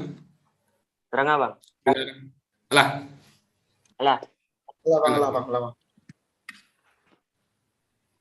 Bismillahirrahmanirrahim. Assalamualaikum warahmatullahi wabarakatuh. Waalaikumsalam warahmatullahi wabarakatuh. Alhamdulillahirabbil alamin wassalatu wassalamu ala asyrafil anbiya'i wal mursalin sayyidina Muhammadin wa ala alihi wa ashabihi ajmain. Yang sama-sama kita hormati orang tua kita, Bapak Burmalis kemudian Bapak Dirwan Ahmad Darwis, kemudian yang sama kita hormati juga guru kita Bapak Dr. Anwar Abbas yang telah memberikan ilmunya pada kita semua. Dan yang sama kita hormati juga Ketua Kesepakatan Mahasiswa Minang di Mesir, yaitu Adinda Daku, kemudian moderator yaitu Adinda Denol Putra Lorenza, dan adik-adik mahasiswa KMM Mesir dan warga Minang yang menyempatkan hadir di meeting Zoom pada sore hari ini. Mungkin yang akan Ambo sampaikan pada malam hari ko atau pada sore hari ko adalah istilahnya saling mengingatkan atau menambah-nambah sedikit apa yang disampaikan oleh Buya Kito tadi gitu. Jadi sebenarnya yang disampaikan Buya Kito tadi, Buya Anwar Abbas, itu telah cukup bagi kita untuk modal kita nanti mempersiapkan atau berburu di malam Lailatul Qadar itu. Allah berfirman di dalam surat Al-Qadar sebagaimana yang dibacakan tadi yang berbunyi Bismillahirrahmanirrahim, inna anzalnahu fi lailatul qadri wa ma adraka ma lailatul qadri lailatul qadri khairum min alfi syahr. Imam Malik berkata di dalam kitab beliau Al-Muwatta, kenapa ayat ini diturunkan bahwa ketika itu Nabi diperlihatkan umur umat Nabi Muhammad itu sangat pendek. Umur umat Nabi Muhammad sangat pendek dan dibandingkan dengan umur umat-umat sebelum Nabi Muhammad. Oleh karena itu Allah berilah umat Nabi Muhammad satu malam di mana di malam ini kalau dia beribadah di malam tersebut maka seolah-olah ibadahnya itu melebihi umurnya gitu, yaitu malam Lailatul Qadar itu, malam 1000 bulan itu. Bahkan ulama kita menyebutkan walimada summiya Lailatul Qadar. Kenapa malam Lailatul Qadar itu dinamakan dengan Lailatul Qadar itu? Disebutkan ada 3 poin yang disebutkan oleh ulama bahwa li'anna fiha nazala kitabun zu qadrin. Karena di situ diturunkan kitab atau Al-Qur'an yang sangat agung. Yang kedua adalah wa nusila ala lisani malikin zu qadrin, dan diturunkan oleh Allah yang Maha Agung. Kemudian yang ketiga adalah wa nazzala ala ummatin zu qadrin, dan diturunkan kepada umat yang sangat agung dan yang sangat besar, yaitu umat Nabi Muhammad SAW. Oleh karena itu Bapak-bapak sekalian dan ibu-ibu, bahwa malam Lailatul Qadar malam yang sangat agung sekali, malam yang sangat agung dan yang sangat mulia itu. Bahkan pahalanya kalau kita beribadah di situ senilai dengan beribadah di 1000 bulan itu. Bahkan dalam hadis Nabi dalam Sahihaini diriwayatkan bahwa anin Nabi sallallahu alaihi wasallam qala man qama lailatal qadri imanan wa ihtisaban ghufira lahu ma taqaddama min dzambi. Siapa yang mendirikan malam Lailatul Qadar dengan keimanan dan penuh perhitungan, maka diampunilah dosanya yang telah berlalu itu. Jadi mungkin yang lebih kita tekankan adalah bagaimana Nabi Muhammad Sallallahu Alaihi Wasallam menghidupkan malam Lailatul Qadar itu. Mungkin bisa kita poinkan, ada di sini beberapa poin. Yang pertama adalah Ihya'ul Laili. Nabi ketika lah masuk di 10 terakhir Ramadan, maka Nabi menghidupkan malamnya gitu. Nabi menghidupkan malam dengan Qiyamul Lail. Dengan Qiyamul Lail itu.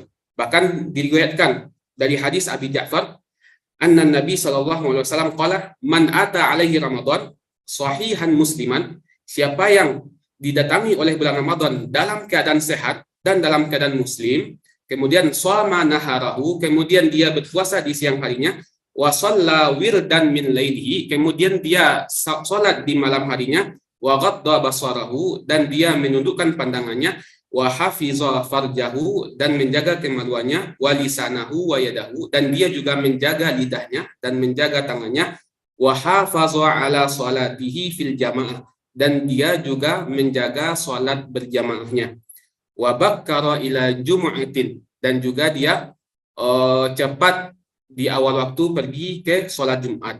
Faqat, jadi pahalanya apa? Faqad sama syahru, lalu dia telah berpuasa 1 bulan, wastakmalal ajra, dan telah sempurna pahalanya, wa adraka lailatul qadri, dan dengan itu dia mendapatkan malam Lailatul Qadri. Itulah salah satu yang diajarkan oleh Nabi, bahwa Nabi menghidupkan malam Lailatul Qadri dengan memperbanyak ibadah. Yang kedua adalah, poin yang kedua, bahwa Nabi menghidupkan malam Lailatul Qadar adalah annan Nabi SAW kana yuqizu ahlahu lis-shalah. Nabi membangunkan keluarganya untuk sholat. Nabi membangunkan keluarganya untuk sholat fi layalil ashri, di malam 10 terakhir. Karena di malam 10 terakhir kemungkinan besar bahwa malam Lailatul Qadar itu berada di malam 10 terakhir. Oleh karena itu Nabi membangunkan keluarganya untuk beribadah malam itu. Bahkan Sufyan Ats-Tsauri berkata, ahabbu ilayya idza dakhala al-ashrul awakhir ayyatahajjada bil-laili wa yajtahida fihi. Kata Sufyan Ats-Tsauri, saya lebih suka kalau misalnya masuk malam Lailatul Qadar, saya lebih suka bertahajud di malam hari. Kemudian saya bersungguh-sungguh di dalamnya itu. Wa yunhidhu ahlahu wa waladahu ila sholati in ataqu dzalika. Lalu dia lebih suka membangunkan keluarganya dan anak-anaknya untuk beribadah kalau mereka mampu gitu. Kalau mereka mampu gitu. Itu yang poin yang kedua yang diajarkan oleh Nabi, bahwa Nabi membangunkan keluarganya di 10 malam terakhir. Kemudian yang diajarkan oleh Nabi ketika untuk menggapai atau memanfaatkan malam Lailatul Qadar adalah annan Nabi sallallahu alaihi wasallam kana yashuddul mi'zar. Nabi ketikalah masuk malam Lailatul Qadar, Nabi menguatkan ikatan pinggangnya gitu. Ikat pinggangnya gitu. Para ulama banyak menafsirkan maksud Nabi menguatkan ikat pinggangnya gitu. Para ulama menafsirkan bahwa ini adalah kinayah dengan bersungguh-sungguh itu. Saking bersungguh-sungguhnya, pada 10 malam terakhir, Nabi tidak pernah mendatangi istrinya di malam hari gitu.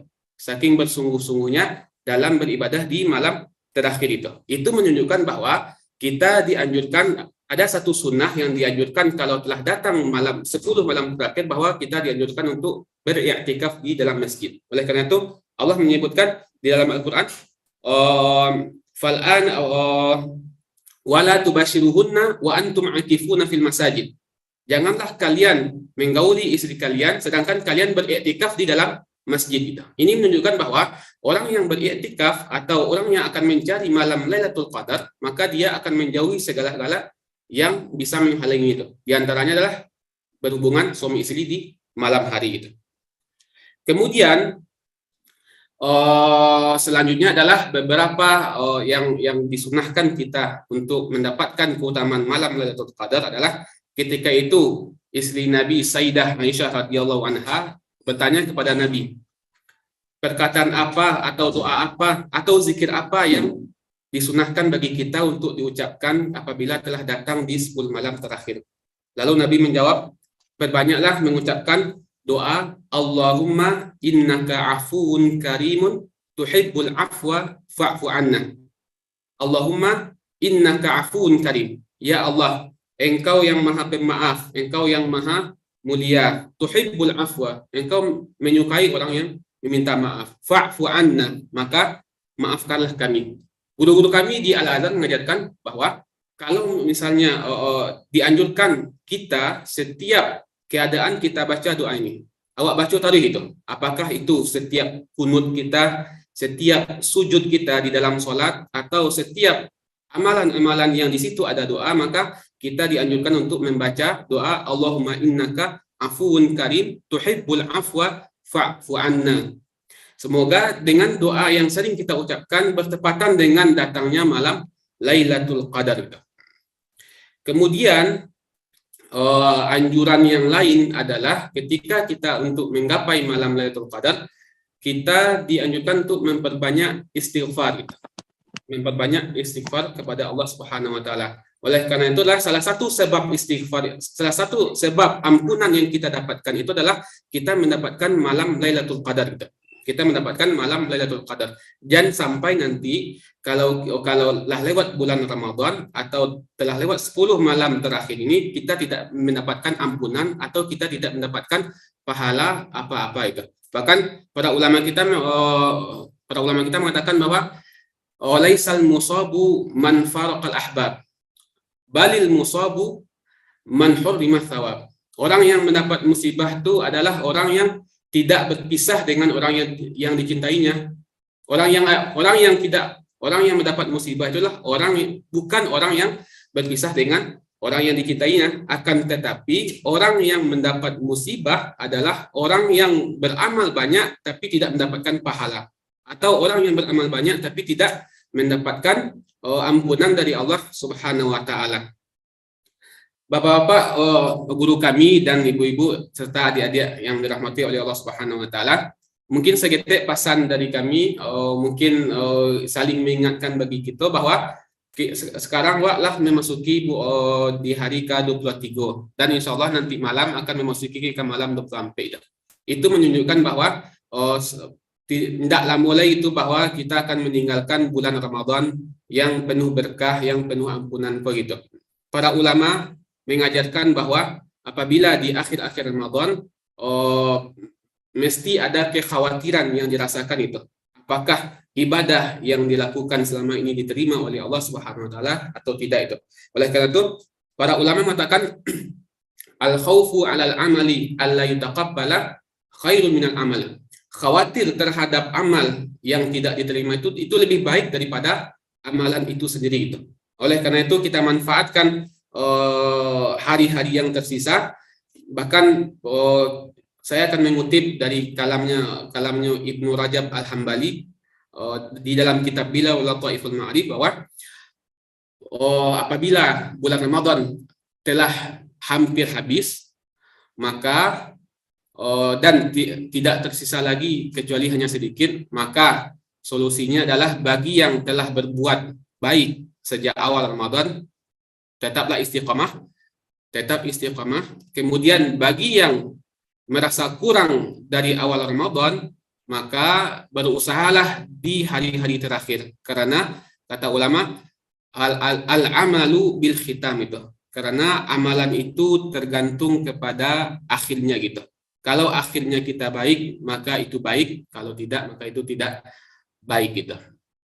Bapak-bapak dan ibu-ibu dan adik-adik mahasiswa yang dirahmati oleh Allah Subhanahu wa taala, intinya bahwa di malam Lailatul Qadar sebenarnya adalah kita tidak mencari gitu. Karena apa? Karena malam Lailatul Qadar itu malam yang akan pasti datang, tapi tidak diketahui bila datangnya gitu. Oleh karena itu, sebagai orang yang perindu, yang ingin sekali berjumpa dengan malam Lailatul Qadar, maka hanya akan setia menanti. Bila malam itu datang gitu.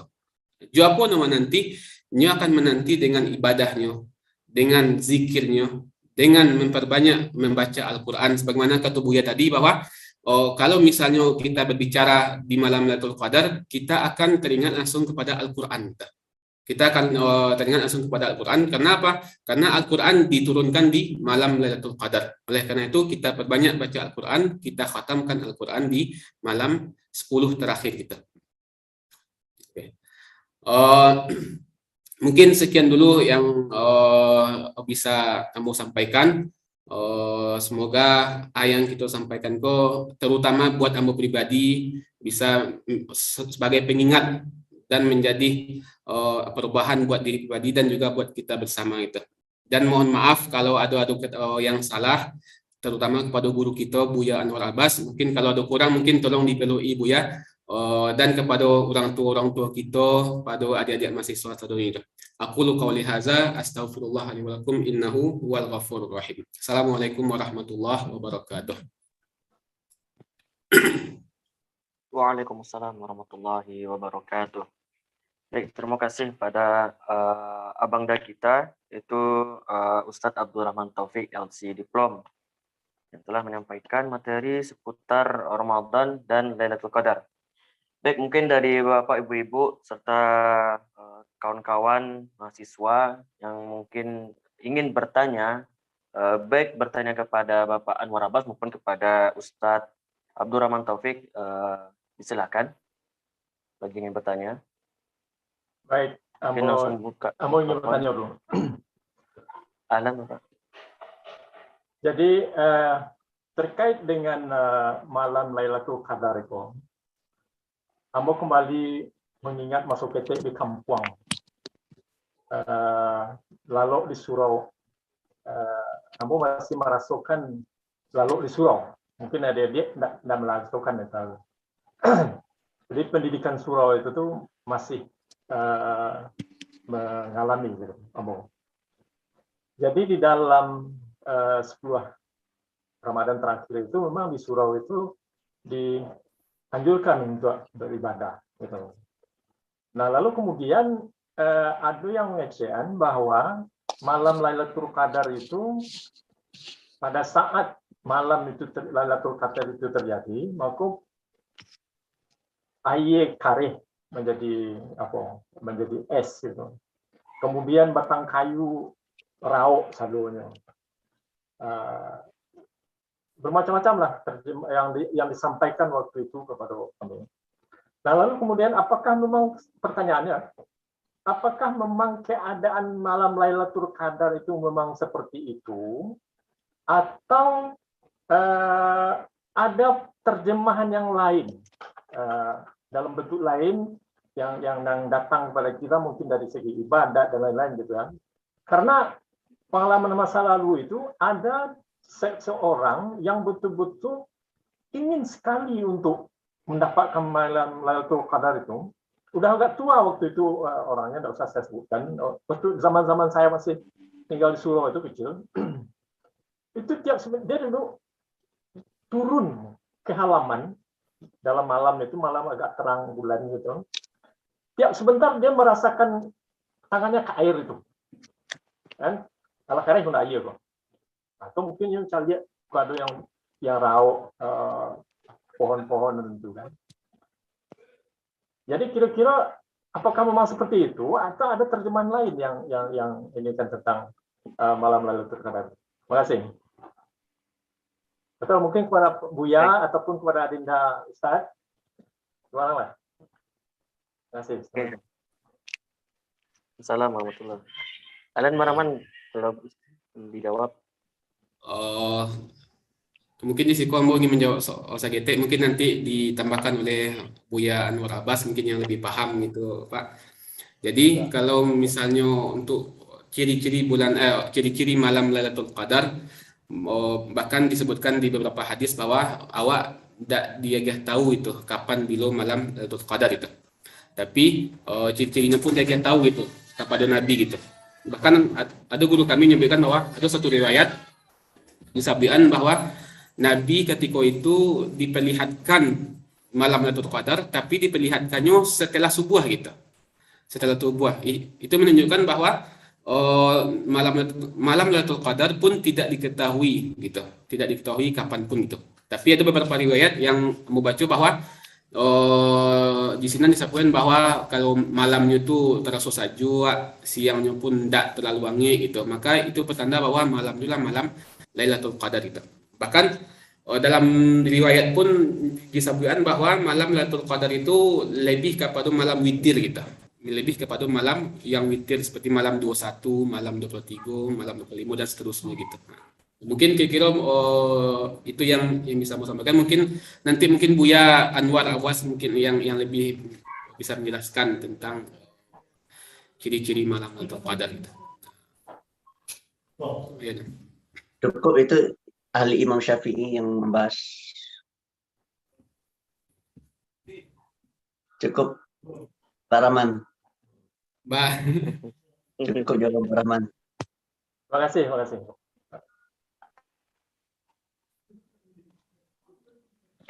Baik, terima kasih Pak Dirwan.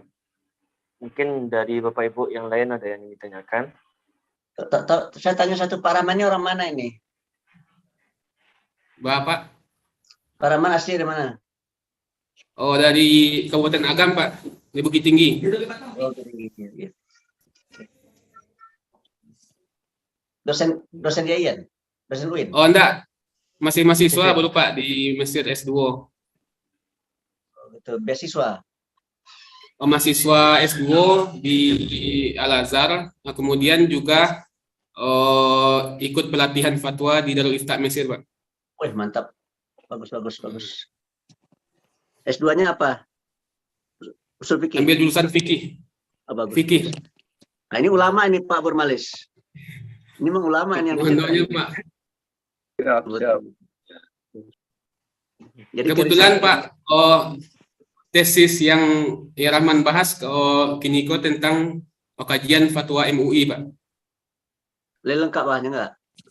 Oh, lai. Ada 50 fatwa yang dikaji. Alhamdulillah hampir selesai. Jadi tinggal penyelesaian. Ekonomi atau tentang non ekonomi? Tentang ibadah, kemudian awal sosial. Ibadah dan awal sosial. Terima kasih banyak. Terima kasih. Bagus.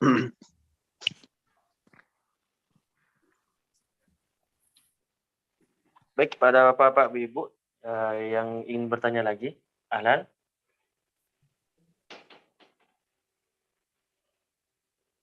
Coba bahasa Arab Ustaz saya. Coba bahasa Arab. Jadi kali ya. Pak. Tekanlah bila moderator, Pak. Di moderator ngicek Pak itu. Di moderator ngicek. Pak Burmalis pancing. Pak Burmalis yang bertanya bahasa Arab gitu. Kita jawab bahasa Arab. Ya. Kalau dipanjang keluar Pak itu. Oke. أسألك سؤالا عن ليلة القدر. ما هو ليلة القدر؟ ما هي ليلة القدر؟ كيف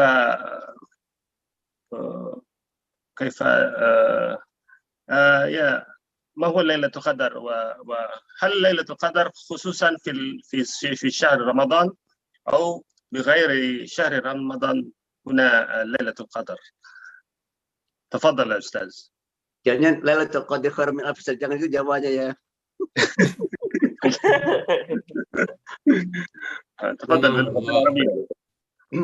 Soal an ma hiya Lailatul Qadar. Naam. Kama qultu qabla hadza anna Lailatul Qadri hiya lailatun khasatun li ummatin Muhammad sallallahu alaihi wasallam. Wa anzalallahu ta'ala hazihi laylah khasatan fi syahri Ramadan. Kama qalahu ta'ala fi kitabil aziz inna anzalnahu fi lailatul qadri anna al-Qur'an nazala fi syahri Ramadan. Walizalika lailatul qadri ja'at fi syahri Ramadan itu. Wa kana wa qala ulama'una anna lailatul qadri summiya bizalika li anna lailatahu lailatun zu qadrin, atau yang bisa kita sebut bulan malam yang mempunyai keagungan itu. Lailatun zu qadrin itu. Limaza summiya bidzalika? Li'anna Allah anzala al-Qur'ana fiha wal Qur'an kitabun zu qadrin. Al-Qur'an itu adalah kitab yang agung. Wa anzala ala lisani nabiyina Muhammadin sallallahu alaihi wasallam. Wan Nabi Muhammad SAW Nabiun zu qadrin, Nabi yang agung. Bahkan bal qala ulama anna Nabi sallallahu alaihi wasallam afdalul insan alal itlaq. Afdalul insan alal itlaq ala wajhil ardi. Manusia yang terbaik di muka bumi. Oleh karena itu Allah turunkan Al-Qur'an di dalam oleh karena itu Allah turunkan Al-Qur'an melewati Nabi Muhammad sallallahu alaihi wasallam. لماذا سمي ليلة القدر خير من ألف شهر؟ لماذا؟ ما خصوصا كما بينت قبل هذا ونقلت بعض الروايات في الأحاديث الصحيحة أن النبي صلى الله عليه وسلم يرى أعمار الأمة أن أعمار الأمة أقصر من عمله. Walizalika manhallahu ta'ala ala hazil ummah lailatul qadri. Wa man amila fiha kana ya'malu fi alfi syahr ma'a qusuri umurihi ma'a qusuri a'marihi.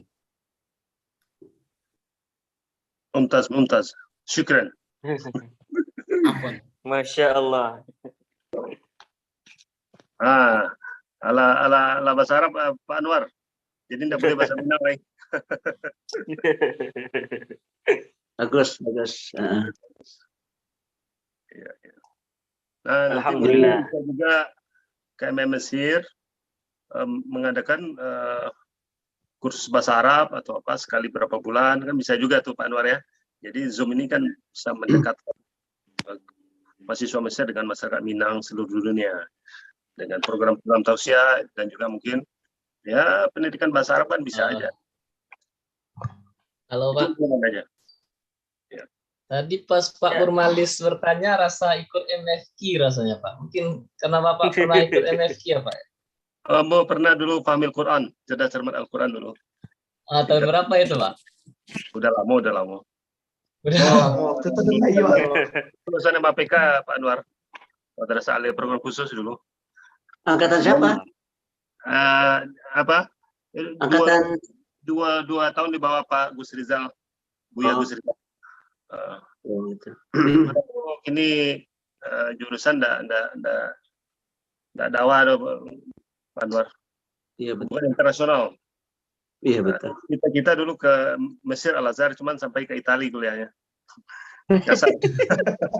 Al Azhar cabang Italia Pak. Iya. Tapi insya Allah bahasa Arab masih bisa sekete-sekete. Sama bisnis ya Pak Anwar, insya Allah kita kembangkan bisnis. Numero uno. Baik, di sini ada pertanyaan yang kita dapatkan dari Zakia. Nah, pertanyaan adalah kepada Ustadz Rahman. Tadi barusan Ustadz Rahman mengatakan bahwa Saya pamit karena udah berbuka ya. Iya. Baik Pak, Masya Allah, di Jakarta berbuka ya Pak. Ya, Waalaikumsalam. Baik, kita lanjut. Pertanyaan mungkin ini pertanyaan terakhir sebelum kita tutup. Bahwa yang disampaikan oleh Ustadz Rahman tadi, malam Lailatul Qadar merupakan malam yang dikhususkan untuk umat Nabi Muhammad SAW karena melihat pendeknya umur umat Nabi Muhammad. Nah, pertanyaan apakah malam Lailatul Qadar juga ada pada masa Nabi sebelumnya atau ini memang mutlak kekhususan umat Nabi Muhammad? Oke. Jadi mungkin Oman coba menjawab sedikit dari pertanyaan. Apakah malam Lailatul Qadar itu adalah khusus umat Nabi Muhammad atau ada tidak sebelum itu? Sebagaimana yang disebut tadi bahwa yang riwayat dari Imam Malik mengatakan bahwa bisa disebutkan bahwa malam Lailatul Qadar itu memang hadiah dari Allah itu. Hadiah dari Allah untuk umat Nabi Muhammad. Mencaliak ratu-ratu umur umat Nabi Muhammad itu pendek. Sampai kalau mengikutkan Nabi berarti sampai sekitar 60-an itu. Oleh karena itu Allah hadiah malam Lailatul Qadar khusus itu untuk umat Nabi Muhammad supaya amalannya itu melebihi daripada umurnya itu seperti umur umat Nabi yang sebelumnya gitu. Umat Nabi-Nabi yang sebelumnya itu. Bahkan disebutkan dalam kitab Bidayatul Usul fi Tafdhil Rasul yaitu karangan Imam Izzuddin disebutkan bahwa kitab itu membahas tentang apa saja keutamaan atau keistimewaan yang Allah hadiah untuk Nabi Muhammad dan umatnya gitu. Salah satu keutamaan yang dihadiah Allah dan keistimewaan yang dihadiah Allah kepada Nabi Muhammad dan umatnya adalah bahwa Allah menghadiah awak umat Nabi Muhammad umur yang pendek tapi amalan dan pahala banyak itu. Nah, baca dono itu. Baca dono bisa gitu. Yaitu Allah hadiah kepada awak malam Lailatul Qadar itu. Siapa yang mendapat malam Lailatul Qadar maka pahalanya itu atau ibadahnya itu seperti beribadah di 1000 bulan itu. Kalau misalnya umurnya 60 maka seolah kalau mendapatkan malam Lailatul Qadar maka seolah umur itu seperti 1000 tahun itu. Seperti 1000 bulan itu. Jadi bisa simpulkan bahwa malam Lailatul Qadar itu khususiyah atau keistimewaan untuk umat Nabi Muhammad SAW. Oke. Baik, terima kasih kepada Ustadz Rahman. Alhamdulillah kita sudah berada di penghujung acara. Mungkin Bapak dan Ibu-ibu yang ada di Jakarta sudah mulai berbuka. Ala buko Pak Burmalis. Sila buku. Ya, tutik deh. Ala buko Pak. Ya. Nah, baik. Selamat berbuka kami ucapkan pada Bapak Ibu-ibu yang ada di Jakarta dan sekitarnya. Kemudian terakhir sebelum kita tutup acara tausiah ini, maka mungkin kita minta sedikit dari Ustadz Abdul Rahman Taufik memimpin doa untuk kita bersama, untuk memberikan doa pada Allah Subhanahu wa Ta'ala.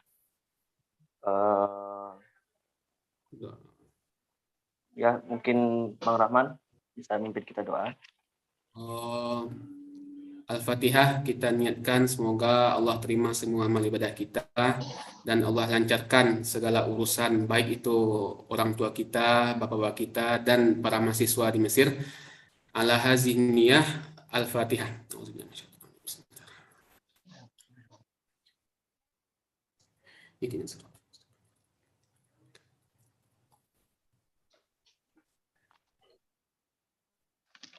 Na'udzubillahi minasyaitonirrajim. Bismillahirrahmanirrahim. Alhamdulillahirabbil alamin hamdan yuwafi ni'amahu wa yukafi'u mazidah. Ya Rabbana lakal hamdu kama yanbaghi li jalali wajhika wa 'azimi sultanik. Allahumma shalli wa sallim ala sayyidina Muhammadin wa ala alihi wa ashabihi ajma'in. Allahumma ighfir lana dzunubana wa liwalidina warhamhum kama rabbawna shaghira. ولجميع المسلمين والمسلمات والمؤمنين والمؤمنات الأحياء منهم والأموات إنك سميع قريب مجيب دعوات ويا قاضي الحاجات اللهم اقسم لنا من خشيتك ما تحول به بيننا وبين معصيتك ومن طاعتك ما تبلغنا به جنتك ومن اليقين ما تهون به علينا مصائب الدنيا ومتعنا اللهم بأسماعنا وأبصارنا وقوتنا ما أحييتنا واجعله الوارث منا واجعل ثأرنا على من ظلمنا وانصرنا على من عادانا اللهم حبب إلينا الإيمان وزينه في قلوبنا وكره إلينا الكفر والفسوق والعصيان واجعلنا من الراشدين اللهم إنك عفو كريم تحب العفو فاعف عنا اللهم إنك عفو كريم تحب العفو فاعف عنا اللهم إنك عفو كريم تحب العفو فاعف عنا اللهم لا تدع لنا في يومنا هذا وفي ليلتنا هذه ذنبا إلا غفرته ولا هما إلا فرجته ولا دينا إلا قضيته ولا مريضا إلا شفيته ولا ضالا إلا هديته ولا حاجة من حوائج الدنيا والآخرة إلا قضيتها ويسرتها يا رب العالمين ربنا آتنا في الدنيا حسنة وفي الآخرة حسنة وقنا عذاب النار وصلى الله على سيدنا محمد وعلى آله وصحبه وسلم والحمد لله رب العالمين.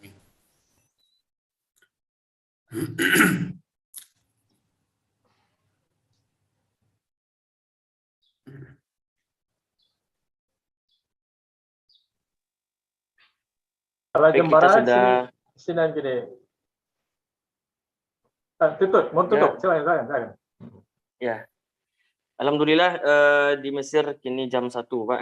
Jam 1 siang, kami masih menunggu waktu berbuka.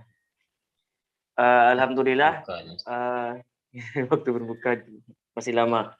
Baik, mungkin kita tutup dengan membacakan hamdalah. Alhamdulillahirabbil alamin. Insyaallah kajian Ramadan kita akan hadir lagi pada hari Sabtu depan, yang insyaallah nanti akan kami kabari lagi link dan pamfletnya. Baik, saya sebagai moderator jika ada kekurangan dan kekhilafan, dan saya mohon maaf. Terima kasih atas kesempatan dan kehadiran Bapak Ibu sekalian. Wabillahi taufiq wal hidayah. Assalamualaikum warahmatullahi wabarakatuh.